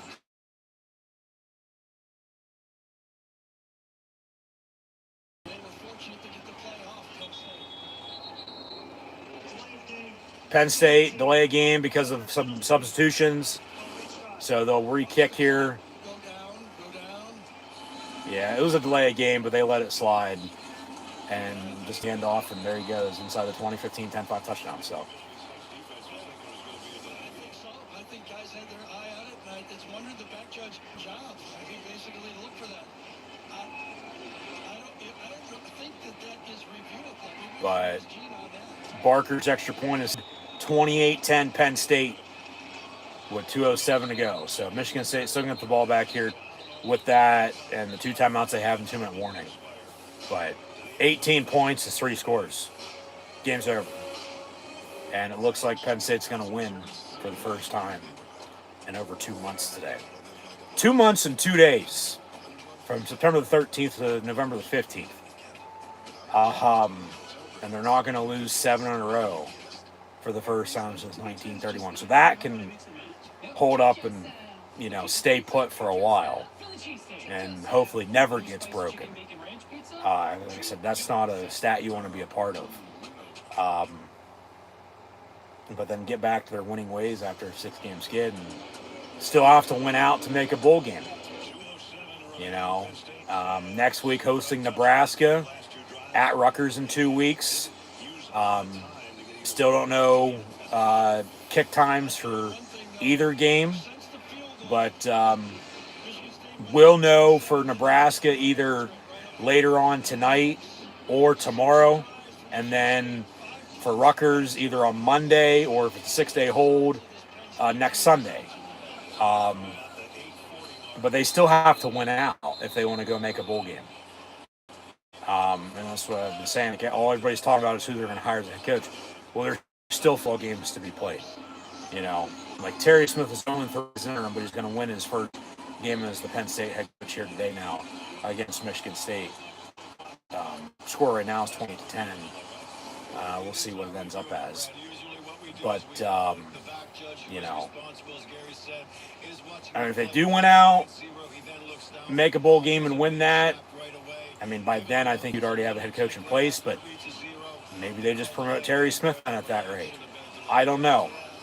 Because I've said my piece on who I've thought, and I get news has happened in the past month since I made that video, and I've said a little bit here and there since as well, but I think we're all in the same boat. It's all speculation. I don't know, who they're going to hire. They're going to hire somebody. I just don't know who.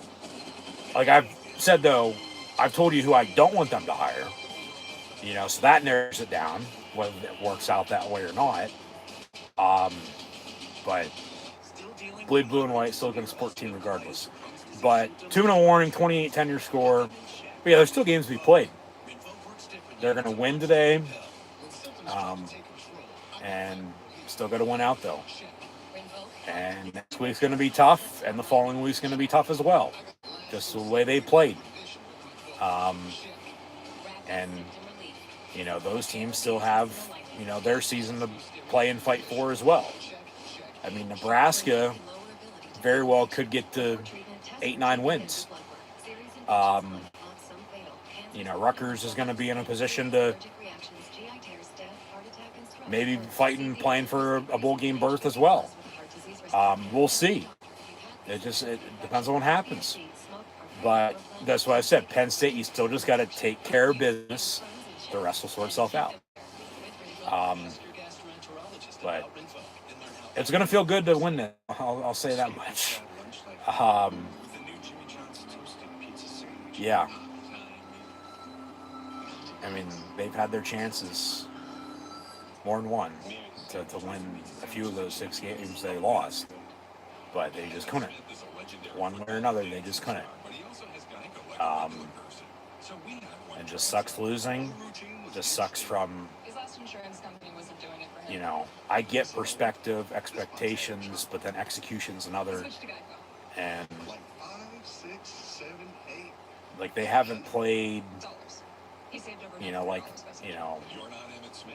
thought they were going to, or we knew they were capable of, for the most part of the season, but, at times it's like, all right, where the hell's this been, And regardless, win, lose, draw, they have a running game. And that helps out whoever the quarterback is. So, all right, Nebraska at Penn State might be at 3:30 on CBS next week. Might, because they just showed off the graphic. It's going to be one of 4 different games next Saturday at 3:30 on CBS. So we'll see.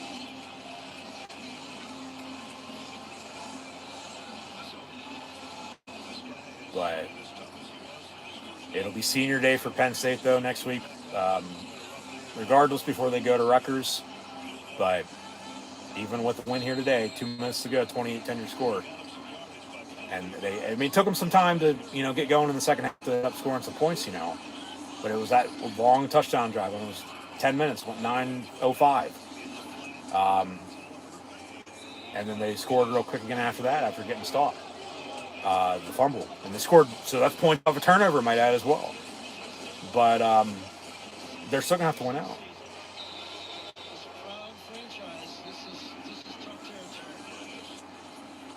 But you still celebrate this, because it's a long time coming. 2 months when it didn't need to be, but it was. So.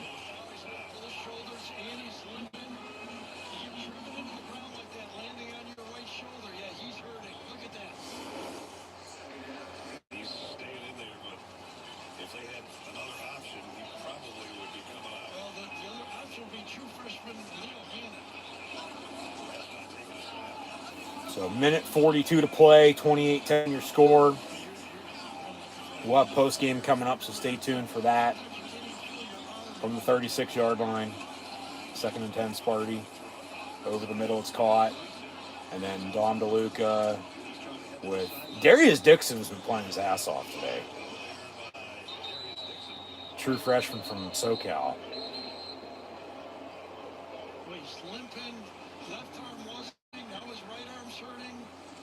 Flag on the play. I mean, the other thing, too, is it's like how much of this team is, going to be together for next year. Just the way college football is nowadays in the transfer portal. You know what I mean? Like, if I'd have to guess, most, around half, if not more, maybe a little less, I don't know. But then the coaching staff, as well, it's like, who's staying... Who's going if it ain't a, clean sweep of, cleaning house. Somebody on Michigan State threw the ball at the opponent. And he just tossed it to him, but he was right in front of the ref. So the ref threw the flag. So it's a penalty against Michigan State. And Michigan State called a timeout to stop the clock. Yeah, because it'd be a 10-second runoff, and then it's going to be a minute 29 to go. Still 28-10, but we'll see the down and distance when we come back. I don't know if they're going to replay that, or they should, because you take the penalty. Yeah. But I just can't remember on if it was first or second down. But still 28-10, this game's over. It's a 3-score game with, a minute and a half to go.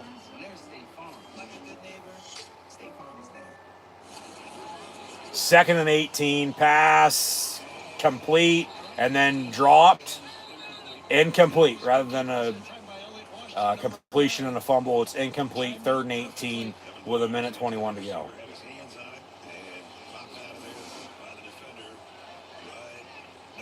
Yeah, good coverage by Elliott Washington.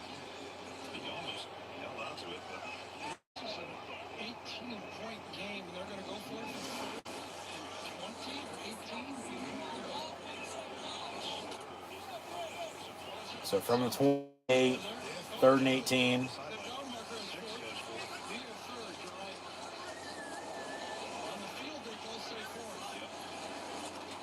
And down he goes on the sack. So it'll be 4th and a mile. And come on, defense. One more play, one more stop. And offense can knee it out. And Penn State will win for the first time since mid-September.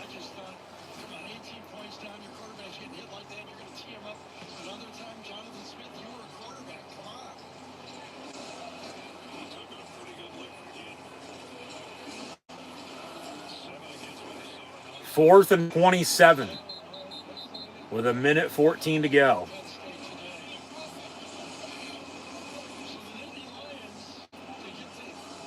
And Michigan State's going to punt. They're not even going to go for this. Well, how was that 3rd down? Unless they said that was 4th down. So the downing must have been different from the field to the broadcast. They must have had it wrong. So Penn State ball on the turnover on downs. And so, yeah, when they thought it was 3rd down, it was really 4th down. That's what screwed us up. So turnover on downs, Penn State with the knee there and can knee it out once more. Terry Smith gets the Gatorade bath. And congrats to him. Former Penn Stater, played wide out under Joe back in the late 80s, early 90s. Was named interim after James Franklin was fired. Going to pick up his first win as the Penn State head coach here today. And Penn State's going to beat Michigan State 28-10. And Penn State will win. And they'll hoist him in the air as well and celebrate. He wasn't fucking ready for that. No way. And they double a Gatorade bathed him. And carry him off. And post-game handshakes. Final 10 seconds will tick away. And we are Penn State. 28-10 your final score. Nittany Lions will defeat the Michigan State Spartans 28-10. Penn State will win for the first time in 2 months and 2 days.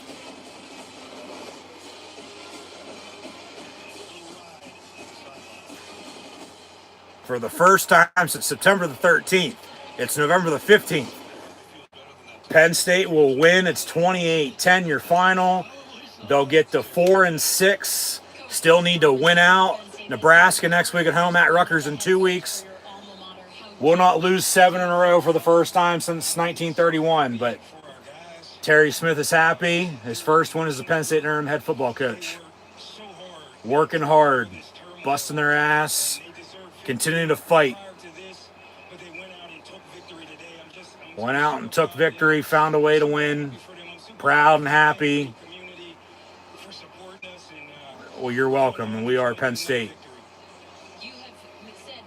And there is the Land Grant Trophy as well, as Penn State now 20-18-1 all time against Michigan State, 13-2-1 all time November the 15th, and will retain the Land Grant Trophy against Sparty. Yeah, play for each other. Man on your right, man on your left, man front behind you. So I said, what do you have to lose? Nothing, not a goddamn thing. Go out and shock the world. They still have to win out to make a bowl game. But yeah, momentum is a real thing. I mean, who knows? We'll see what happens. But they found a way to win today. We'll get into a full post-game recap here in a minute, but offense, defense, special teams. They scored points off a turnover late. Fucking almost 10-minute touchdown drive to go up 2 scores. Yeah. Every man and the one team, they find a way to win, and they're 1-0 this week. So, we are Penn State. Been a long time. And they went on the road for the first time in damn near a year. It was at Minnesota the Saturday before Thanksgiving last year. It was the last time they won a true road game. Because they, remember, had one senior day at home. After that, won at home in the playoff against SMU. And then, here's the play of the game. Steve Jones, Jack Ham on the radio. It was the deep ball, Grunkmeyer to Devontae Ross for Penn State to go up 14-10. And it was 14-10 for a long time. Had a punt contest in the third quarter, where then Penn State went on a 9-minute, 5-second touchdown drive. Ross caught another touchdown, even though that was the only pass play on that drive. Run. And then had got the ball back off a turnover, scored off of that, and Fat Man coming close to the Penn State rushing record with 2 games to go. So we'll get into the numbers on that as well. But CBS will sign off, but we're not going anywhere. So stick around and be sure to like, follow, and subscribe on social media if you haven't done so already. Scan the QR code, click the first top link in the description below as well. And thanks for tuning in and watching. But Penn State going to beat Michigan State 28-10, your final score. Maybe they'll be featured on 48 Hours in the 18-point win here today. But yeah, we are Penn State. They're 4-6. They still need to win out though to make a bowl game. So we'll see what happens down the stretch. Nebraska next week, then at Rutgers. But win's a win. They win for the first time in over 2 months. But no, yeah, as I was saying, first time they've won a true road game since they won at Minnesota the Saturday before Thanksgiving a year ago. Because they won the regular season finale, which was at home on senior day last year, won in the playoff, won the Fiesta Bowl, but even though that was on the road, it was a true game. So even though they won that, still technically wasn't a true road game. And yeah, they went to the Orange Bowl, lost in a game-winning field goal, but then their 3 wins to begin the season were all at home. And then, we know how it's gone, since. They had the bye week after the 3-0 start, lost in overtime to Oregon in the whiteout, lost to UCLA, lost to Northwestern, fired James Franklin, lost at Iowa another bye week, and then lost to Ohio State and Indiana the past 2 weeks. But 28-10, your final score for Penn State here today, defeating Michigan State to get to 4-6 on the season. They still need to win out. I mean, if this group's rallying around and behind Terry Smith, especially if they can win out, even if they don't, I mean, from Penn State's perspective with a coaching search, they might not. I don't know. They very well could promote Terry Smith from interim and make him the full-time head coach. See, I thought after they had fired Joe that they were just going to promote Tom Bradley. They didn't. They brought in Bill O'Brien. He was here for 2 years, and Franklin, since 2014 up until a month ago. 11 and a half seasons, not even 12 full years. But I had said, that Penn State, I thought, yeah, they'll go outside, but bring somebody back program who's, what it takes to win at Penn State. Obviously, since then, a lot's changed in the news with, contract extensions for this coach or that coach, and I mean, obviously the list is slimming, and they're still going to hire who they end up hiring, which I don't know who that is going to be. I don't, like I said, know if any of us know who that's going to be right now. But yeah, if I think it's the right decision, to do so, then okay. I mean, he's a damn good recruiter. He is. Yeah, I think it's just taken some time here for them to, with him as the interim, figure out, in game, situations. Which for Franklin, he's a damn good recruiter as well. News broke earlier today. It looks like there's mutual interest and an agreement to be made in the near future with him and Virginia Tech to become their new head football coach. But who knows? We'll see. I don't really care. I mean, yeah, recruiting is going to come into play, especially with just the area. But recruiting's national and transfer portal and this and that. But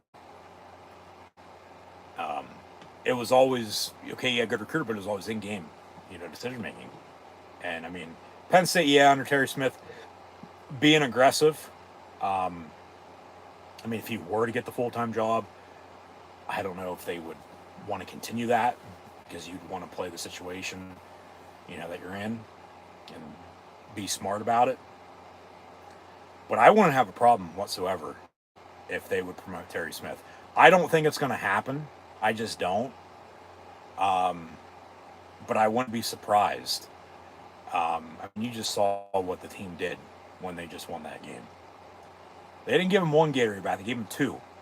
You don't see that very often, and you don't see, a team, especially nowadays. Back in the day, yeah, but a team hoisting their head coach, into the air, celebrating, like they're playing for him. But now they're starting to find their groove, and you can tell clearly they're playing for and they're clearly behind, Terry Smith, and they're continuing to fight. I mean, that's the first time since Joe was carried off of the field for either 400 or 409, if not both, that a Penn State head coach has, been hoisted in the air. Because I know O'Brien and Franklin never got that. So like I said, I wouldn't mind them promoting Terry Smith. I want it. I just don't think it's going to happen. And there's a difference, So, I mean, we'll see. We'll see. Because they could still go out and... Because they need to make a home run hire. They do. They can't settle. They can't settle. And I don't think them promoting Terry Smith would be settling. Because you have camaraderie of this locker room to try to keep what you have together and continue to build. That's the thing. Like, they can't continue to move forward and think it's going to be a rebuild. They got to make a home run hire, and they got to, go out and just continue to build off of what they have. Like, they can't be, over the next couple years, being just average and, 2-3 years down the line, looking to make another move potentially. Because then you're just doing it all over again. I get if that wouldn't work out, then you'd still be doing that anyway. But like they can't settle on a hire. They got to go out and make a home run hire. But then if they want to promote Terry Smith, okay, and then you hire somebody else, they got to make sure they maintain him and keep him as an assistant. Just like O'Brien did with Larry Johnson and Ron Vanderlyn. And then Franklin didn't keep anybody. And, Larry Johnson's been at Ohio State ever since as the defensive line coach. And, Vanderlyn retired. But, like I get each coach is gonna want to do his own thing, run it his way, because that's what I think there was talk that, well, maybe Terry Smith, they could put him in a GM, role and just work in the recruiting NIL world of, um,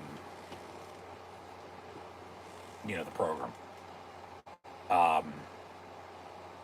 Which that also, no doubt about it, could be an option too. I don't know if that's what he'd want to do though. You know what I mean? But yeah, like from contract extensions and this and that. I mean, those don't go into effect until they're signed, all the I's are dotted, T's are crossed, and then whatever date it says on the contract that it's effective now. You know what I mean? And then there's still buyouts. Like money talks. Like as I said, contract extensions don't mean shit until they go into effect. They don't. They just don't. But then it's like, well, they can make a surprise. They still need to make a home run hire with whoever they hire. But I wouldn't be surprised. I wouldn't mind right now, them promoting Terry Smith. But once again, I don't see it happening. I just don't think they'll do it. But then this might also be the time that, well, when you don't think they're going to do it, when you thought they were going to do it before and didn't, and now you don't think they're going to do it, maybe they do it. You know what I mean? One of those situations. I don't know. We'll see.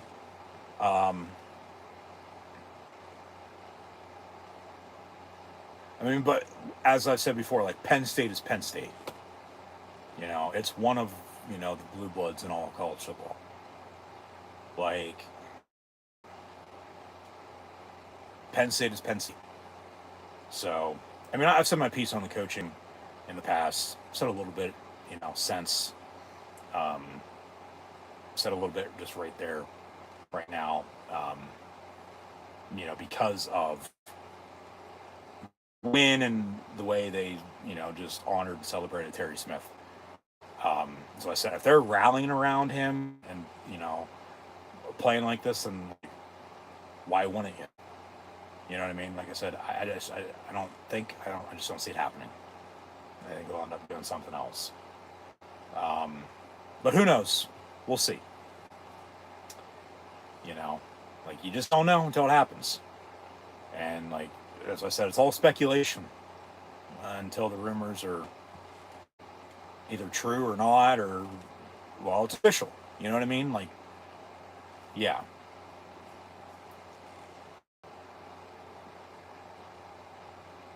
Like, from Matt Roll to Kirk Signetti, they both extended at Nebraska and Indiana.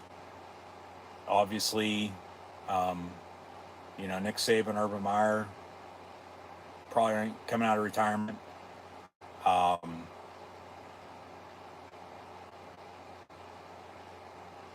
I'd said Dan Lanning at Oregon, but he ain't leaving the Ducks.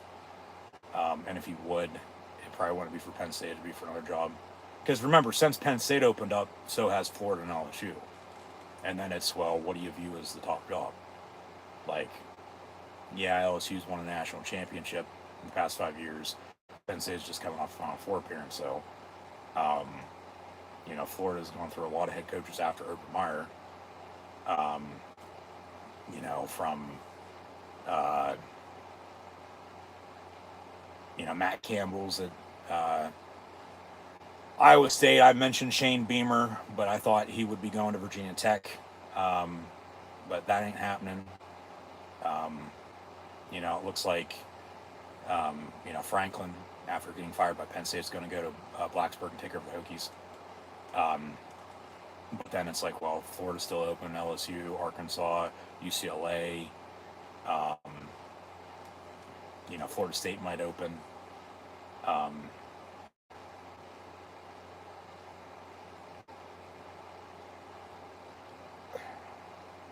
See, I've kicked the tires on Manny Diaz. like I said before, he barely won at Miami. Was going to take over at Temple. Didn't. But Penn State knows him from obviously his time as defense coordinator for a couple years, but he's barely winning it right now. I don't know. I don't want Lane Kiffin because he's too glitz and glamour, too flamboyant. I don't want Eli Drinkowitz either from Missouri. I just don't. Like I said, you think, Franklin's fake and a fraud and a used car salesman like PJ Fleck is and a few other, coaches. Drinkowitz is as bad, if not worse. Like he's a wannabe preacher who's a football coach. And Penn State's about fit. He would not fit here. Believe me, Drinkowitz would get fucking run out of town in 2 to 3 years. It would be Brian Kelly LSU all over again. Obviously, Brian Kelly got fired at LSU, but he won, at, Grand Valley State, Central Michigan, Cincinnati, Notre Dame, and a little bit of LSU, but his family looking for a new home now. No, not Brian Kelly at Penn State either. Mike Elko's name came up.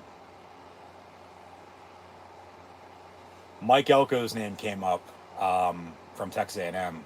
As he's from New Jersey, played at Penn.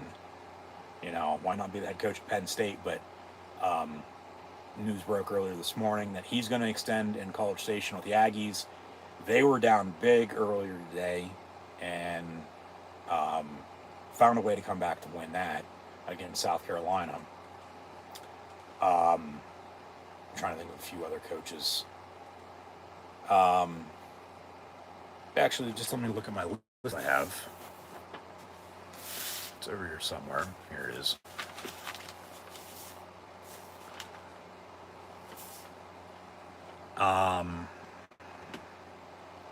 As I've mentioned, it's not 2012, 2014 anymore, so it's not going to be Kirk Ferentz. I get people brought up Pat Fitzgerald, but I feel like they're only saying that because of that.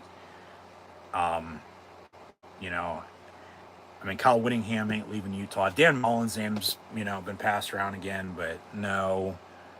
And it ain't going to be, Gary Patterson and Chris Peterson because they've been out of the game coaching for a while.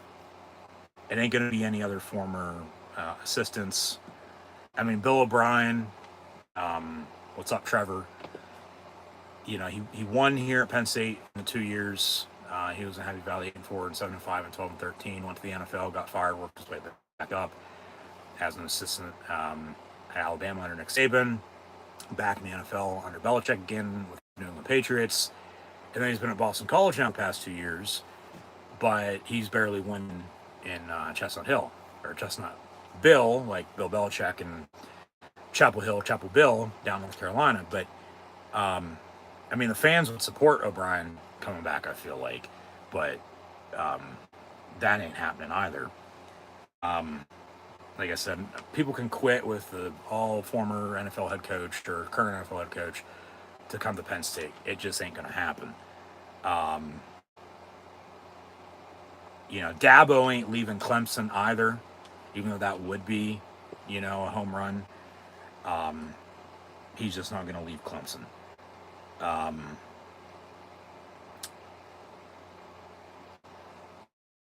A few names I've mentioned. Like I said, I do not want Lane Kiffin. Too glitzy, glamour, flamboyant. Do not want Eli Drinkowitz either. Okay. It would not work out. He would be gone in a couple years.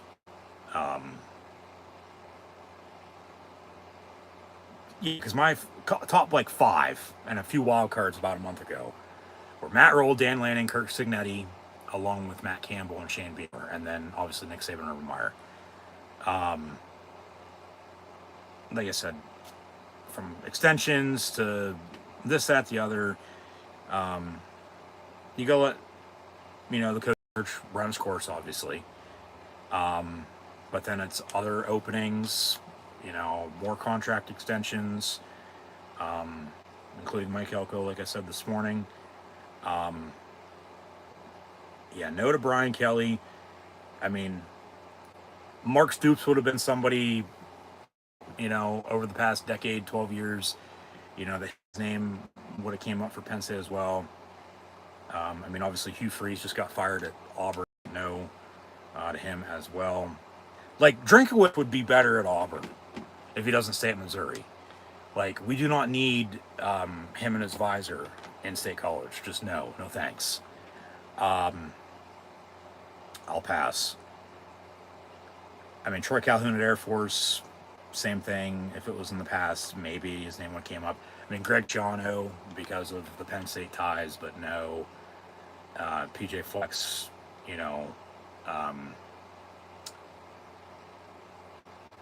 same as James Franklin as a used car salesman. I mean, if Kansas or Kansas State were be playing better ball this year, as they have been in the past, Lance Leipold, Chris Kleiman, their names would probably be coming up a little bit more.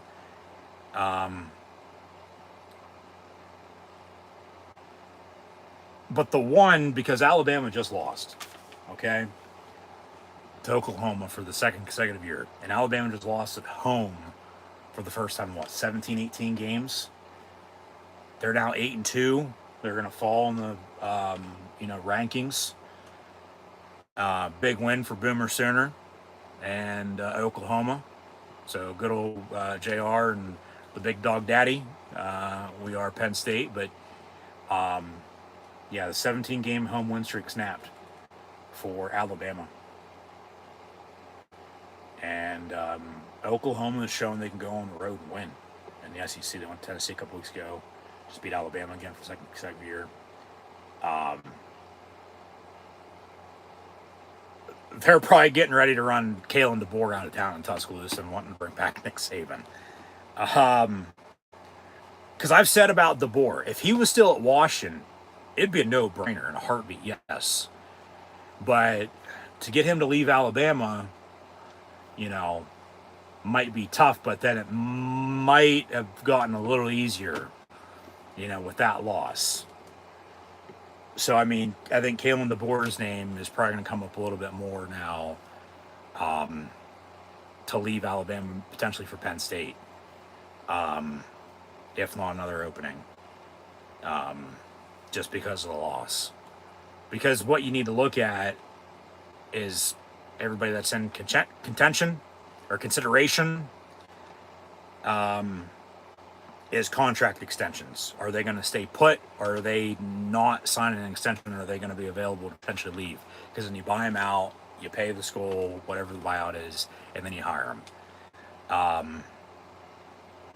I would take Kalen DeBoer for sure, yeah. I mean, he's won at every level. He won an NAIA, for God's sakes. And then, I mean, he was the OC at Indiana, so he's, coached in the Big Ten before, but won at Fresno State, won at Washington, played the national title game a couple years ago with the Huskies, and then won Alabama after Nick Saban retired. And they just missed the playoff last year. And they might also miss the playoff again this year, now that they just lost. So the SEC race is wide open now. A&M's still at the top, but Alabama's not going to be second. You're going to have Georgia, Texas, Oklahoma right there, Ole Miss as well. I mean, the Big Ten race is, wide open with, 3, 4, 5 teams as well, even though it's probably still going to come down to Indiana and Ohio State playing in Indianapolis for the Big Ten championship. But obviously that's why they play the games. Decided on paper, decided on the field. But, Bob Chesney's name at James Madison has come up because of him also being able to win at all levels. I mean, look at Brian Kelly, like I just mentioned. Chip Kelly, as well. Up until as of late. But Jim Tressel was at Youngstown State, and they're winning national titles with the Penguins. And then he went to Ohio State for the early 2000s and that decade, and won in national championship and played in three, including back-to-back ones that they lost, both of them, to Florida and LSU in 06 and 07.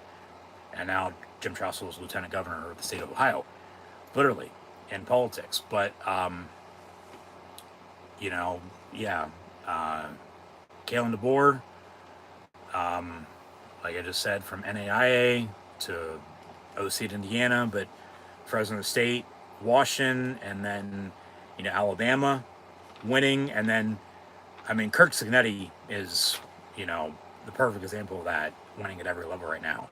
From right down the road here in Happy Valley, Indiana, Pennsylvania, Indiana University of Pennsylvania, IUP, Crimson Hawks. He was at IUP, where his dad had coached.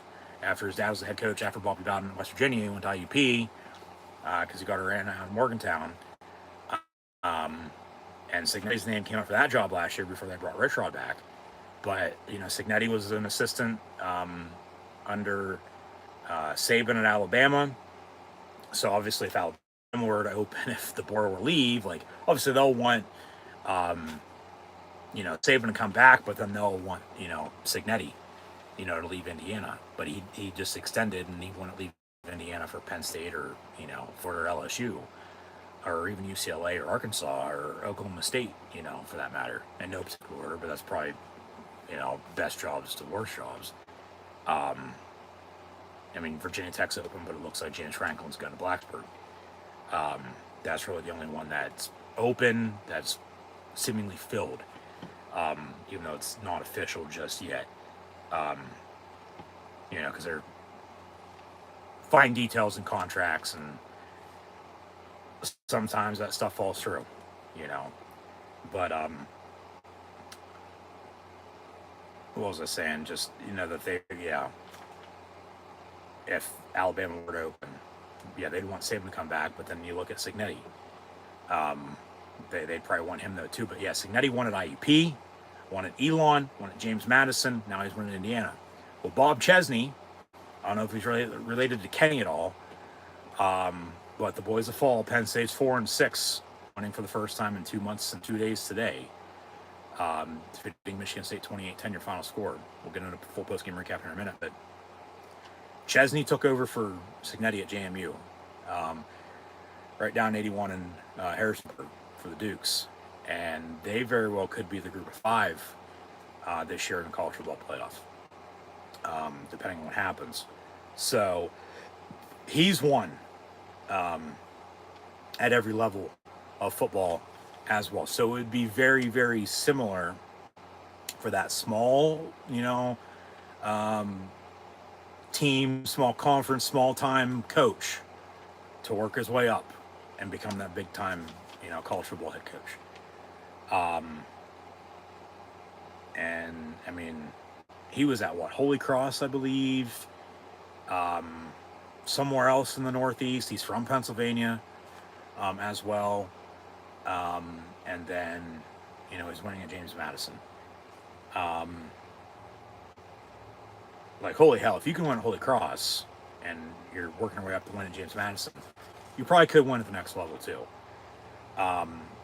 The thing I've said in the past about Pat Kraft, though, and I support him, he's done good as a Penn State athletic director, especially where Penn State's been president-wise and athletic director-wise over the years.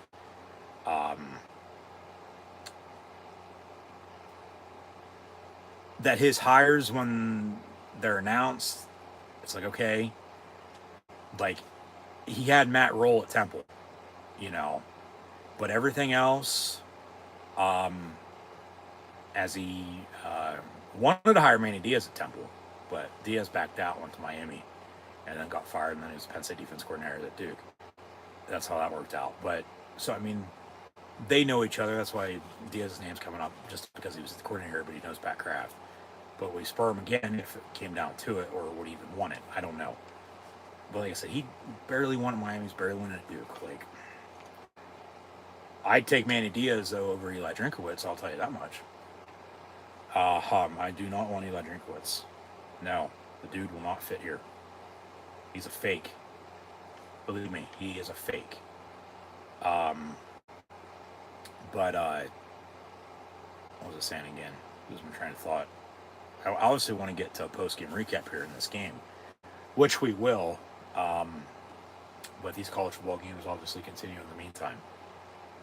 Just once again, thanks for tuning in and watching. But Pat Crafton is hiring. You know, like he hired Rod Carey and Jeff Collins at Temple after Matt Roll. Really didn't work out. And then he hired Jeff Hafley at Boston College. That didn't work out. Mike Rhodes as the Penn State men's basketball head coach. Not so great, but I mean, Penn State's not a basketball school. You know, I mean, from Ed DeChellis to Patrick Chambers to Mike Rhodes over the past, 20 years. Penn State has one good basketball season every 5 years, if they're lucky. So it's like at this rate, it's like, can I trust, Pat Craft to make a, strong, good, strong hire that's going to last and it's not going to hit the fan and 3 years later you got to do it all over again.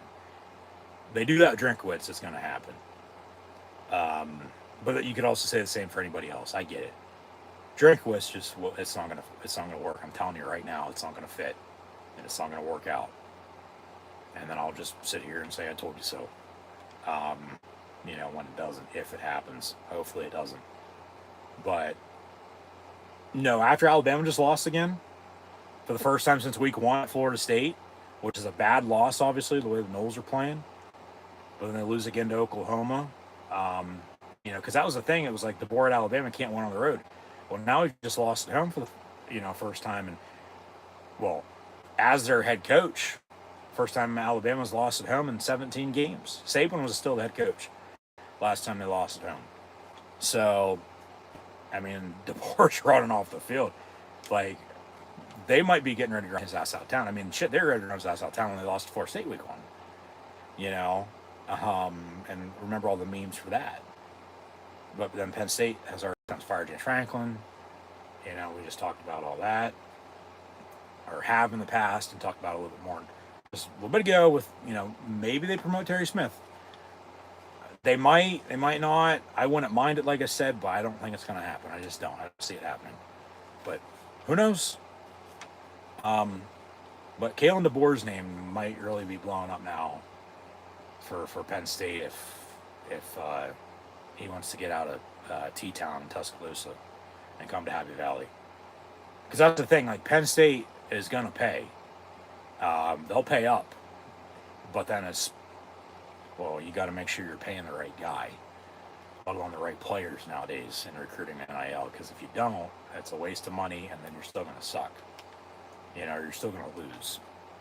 Like, that's what you got to be paying the right guys. But enough with that. There's not really much else to be said in that regard. Those papers organized again. Hey, I can write down a win in the win-loss column for Penn State today. 28-10 over Michigan State. I'll be damned. Penn State actually won.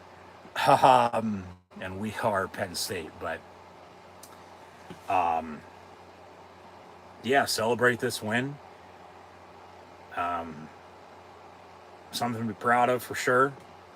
It's been a long, long time coming. 2 months and 2 days, as mentioned, since Penn State last won a football game. It was September 13th against Villanova. They haven't won since. They had the bye week, lost in overtime to Oregon in the whiteout, lost to UCLA, lost by a point apiece to both Northwestern and at Iowa. With James Franklin firing in between those two games, 22-21 and 25-24. And the second bye week, and then they lost at Ohio State and lost to Indiana, last week. But your final score today, 28-10, Penn State defeats the Michigan State Spartans. Penn State now leads the all-time series against Sparty, 20-18-1. Penn State's 13-2-1 all-time on November the 15th. Win for the first time in 2 months and 2 days, though, is the main thing, and they will not tie the record from 1931 and lose 7 games in a row for the first time since then. So they snapped the 6-game losing streak. Last time they lost 6 in a row was 2003 and 2004, respectively. They won that 7th game, as they do here again today in 2025. 28-10 your final score at Michigan State once again, and a battle for the land-grant trophy. So they get to maintain that, retain that, and keep it until they play and hopefully win again. Obviously, sorry for the technical difficulties here today. From one part of the stream to the next, to the next, to the next, to the next. I don't even know what part this is at this rate, but we still sit here and watch the game as fans. Obviously, we're not coaching, we're not playing. I'm sitting here as a fan, analyzing, calling the game as I see it. So thank you for tuning in and watching my college football Penn State play watch along reactions live here on YouTube. As always, I'm your host of Encyclopedia Sports, Quinn Luke 96. So be sure to like, follow, and subscribe on social media: Facebook, Twitter, Instagram. Red subscribe button, the picture button, as well as stay up to date if you haven't done so already. Once again, links in the description below. Thumbs up button, share, chat questions and comments, super chat, super ticker, super like, super thanks. Always great appreciated. As well as this video is powered by Rugged Energy, HopeKThrifts, Dead and Hungry. Go check them out. Links also in the description below. And then if you haven't done so already, hit the hype button if available, if allowed, on your YouTube screen. I say that because for some people it is, some people it isn't. But then mainly, yeah, like, follow, and subscribe on social media. Links in the description below. But scan the QR code behind me if you haven't done so already, or click the first top link in the description below. It's as good as the QR code. So, man, what a 2 months and 2 days it's been. Losing sucks, but then also losing 6 in a row, let alone 2 in a row, 3 in a row, 4 in a row, 5 in a row, 6 in a row is what it was, and thank God that's what it ended at. Penn State wins on the road. True road game for the first time in damn near a year, as well as at Minnesota right before Thanksgiving last year, as mentioned. But yeah, they win in the conference for the first time this year. So they're 4-6, 1-6 in the Big Ten, but they still have to win out to make a bowl game. They need 6 wins to go to a bowl game. They're 4-6, so they need to win out. They host Nebraska next Saturday. Kick time still to be determined, as we'll either know that later on tonight or sometime tomorrow. But either way, I'll have live play watch along reactions live here on YouTube. Then we'll also either come Monday or also on the 6-day window, say next Sunday, the kick time for the Rutgers game at Rutgers in 2 weeks. But either way, Penn State still has to win out to make a bowl game. So tie some loose ends up here before we go over some final stats and scores. But yeah, just once again, thanks for tuning in and watching. But it feels good to win. It does. I mean, it's not like we don't know what it feels like to win in general. It's just, it's been a while. Penn State got their 6-game losing streak monkey off their back. But it's still like, okay, yeah, you celebrate it, but there's still room for improvement. There's still games moving forward to be played, and games that need to be won, especially if you want to win out, because you have to in order to make a bowl game. So, yeah, the Nittany Lions fought and clawed their way through a 6-game losing streak at 3-6. And let's get to the as Singleton did not score it, so he still needs touchdowns. Let's get to the talk about the records potentially to be broken with rushing yards, and then the rushing touchdowns and total touchdowns. Yeah, Singleton did not score a touchdown today, so he still needs 3 touchdowns over the next 2 weeks to break Saquon Barkley's rushing touchdown record and the total touchdown record. But now, since the fat man, Kaytron Allen, had 181 yards rushing, only needing 319 over the next 3 games, 106 average, as mentioned. So we'll go 319, 181. That's 138. So divided by 2. The fat man, Kaytron Allen, only needs to average 69 yards a game the next 2 weeks to break the Penn State all-time rushing yards record for a career. Not a single season, not a game, but for a career to surpass Evan Royster. Let me do that math again to make sure I was right. 319 is what he needed coming into today. He got 181. That's 138. And then, 138 divided by the 2 games that are left, that's 69 yards. Okay? But then technically,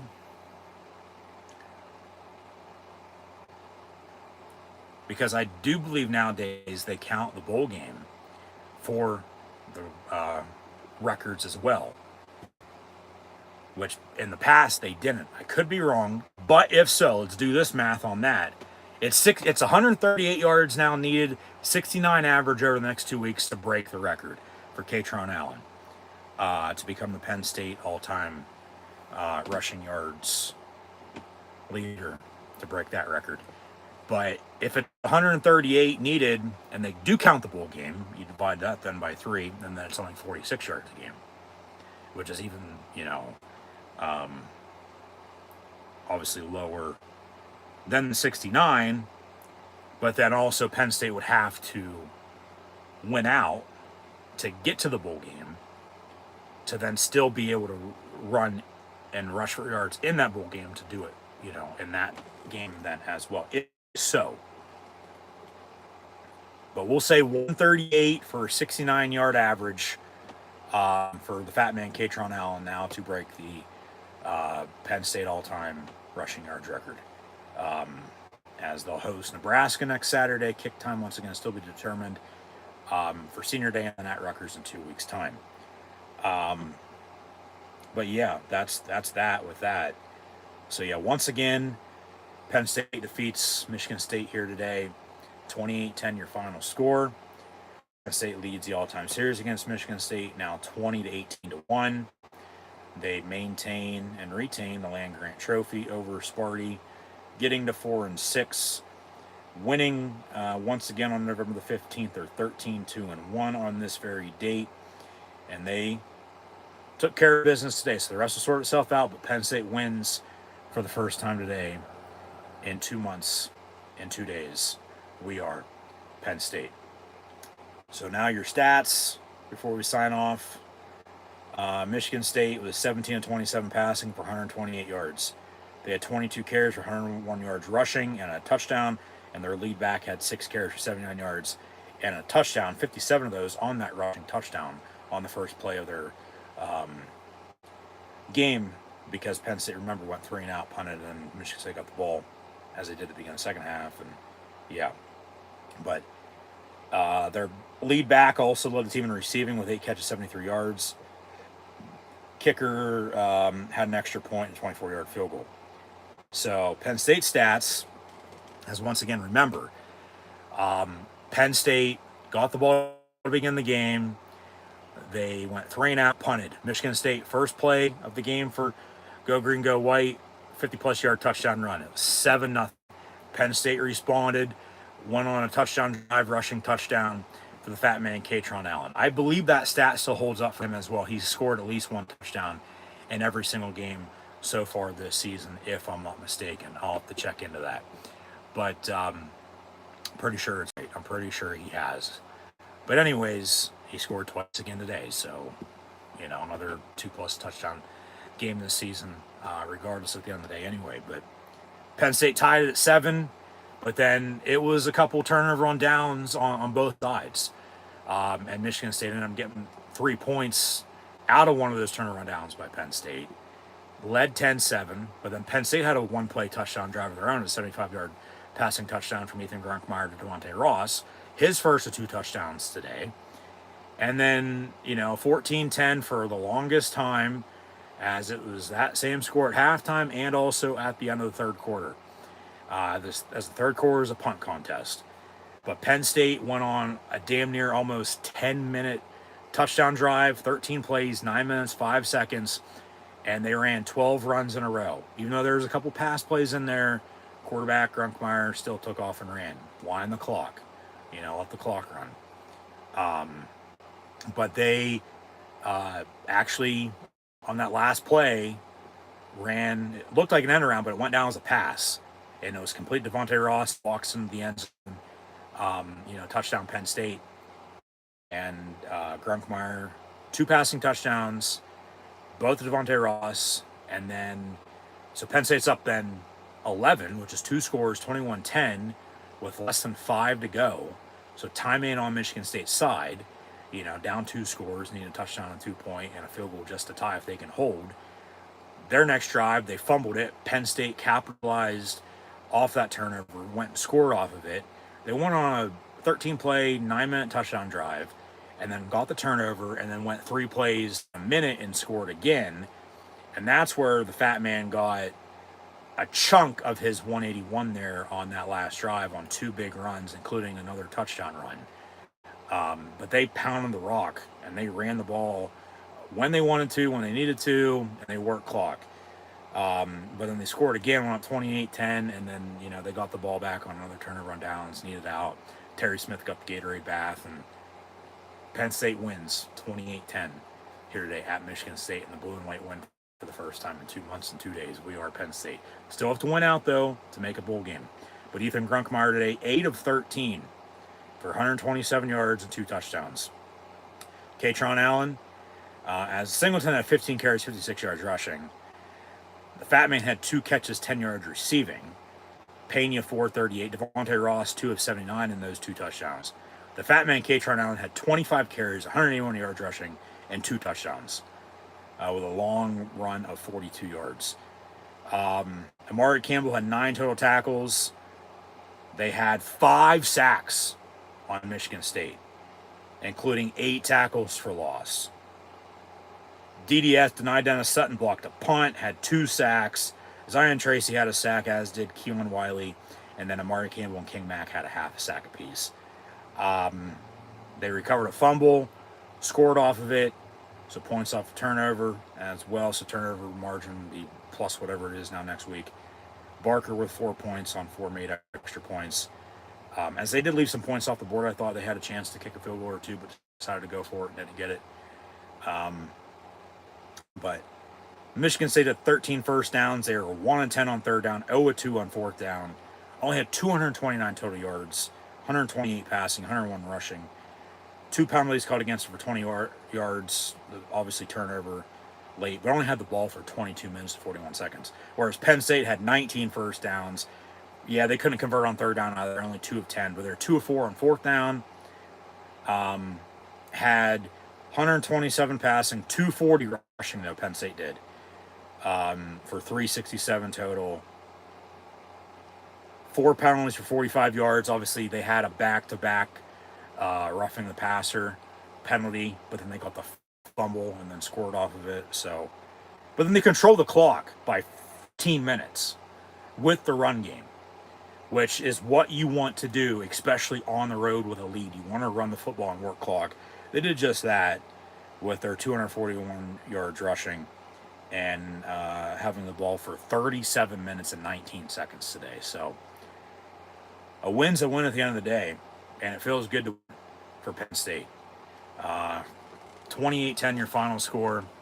They're 4-6, but they still have to win out if they want to make a bowl game at 6-6. There very well could be, either too many teams that are bowl eligible, but there also could be, not enough bowl eligible teams. So potentially, if they were still to finish below 500 at 5-7, only losing one of those next 2, that they very well still could make a bowl game then at that rate, but I doubt it.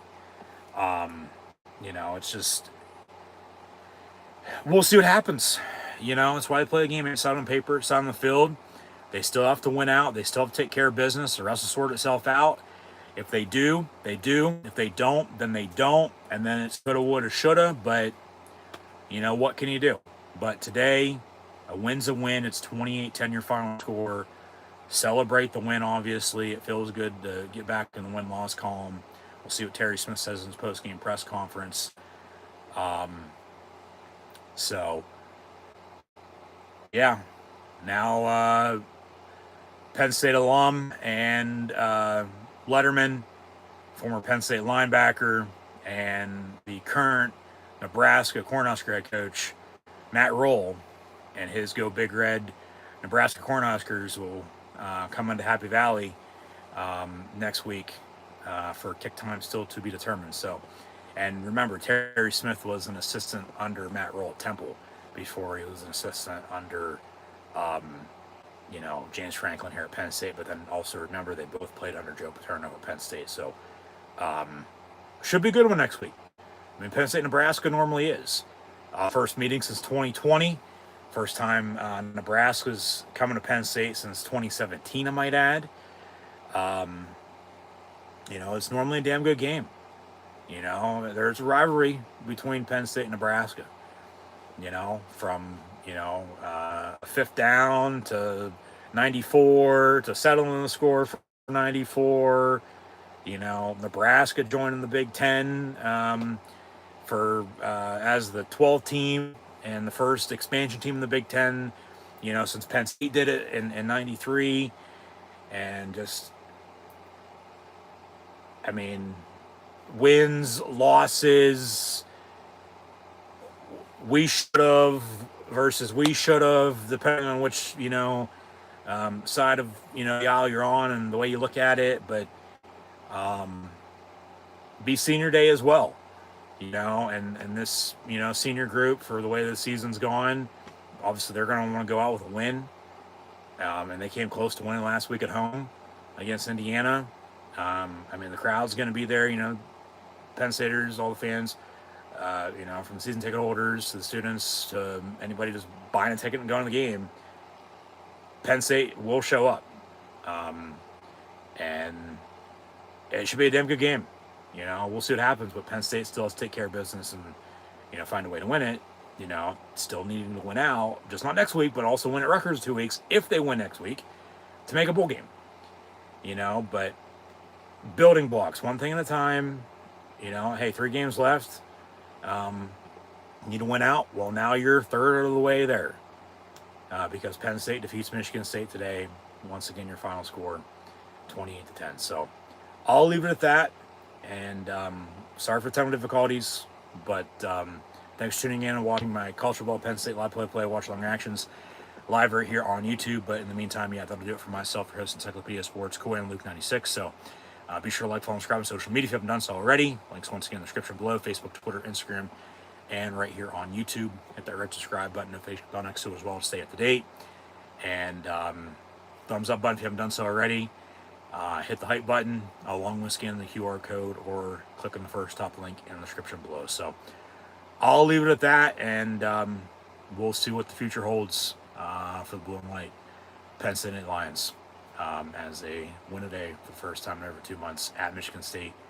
And the battle for the Land-Grant Trophy, 28-10, your final score. So as it's been 6 straight losses, and, we are still Penn State. It's good to get back in the win column with a win here today, but it's still, we are, Penn State. Once again, thanks for tuning in and watching. Be sure to like, follow, and subscribe on social media. Links in the description below. 28-10 final score. Penn State defeats Michigan State. I'll see everybody tomorrow and next weekend and in the weeks and months to come for more college football and NFL and professional wrestling. Love play, watch long reactions live here on YouTube. Just be sure to subscribe. These 2 ways to date. So, we are Penn State.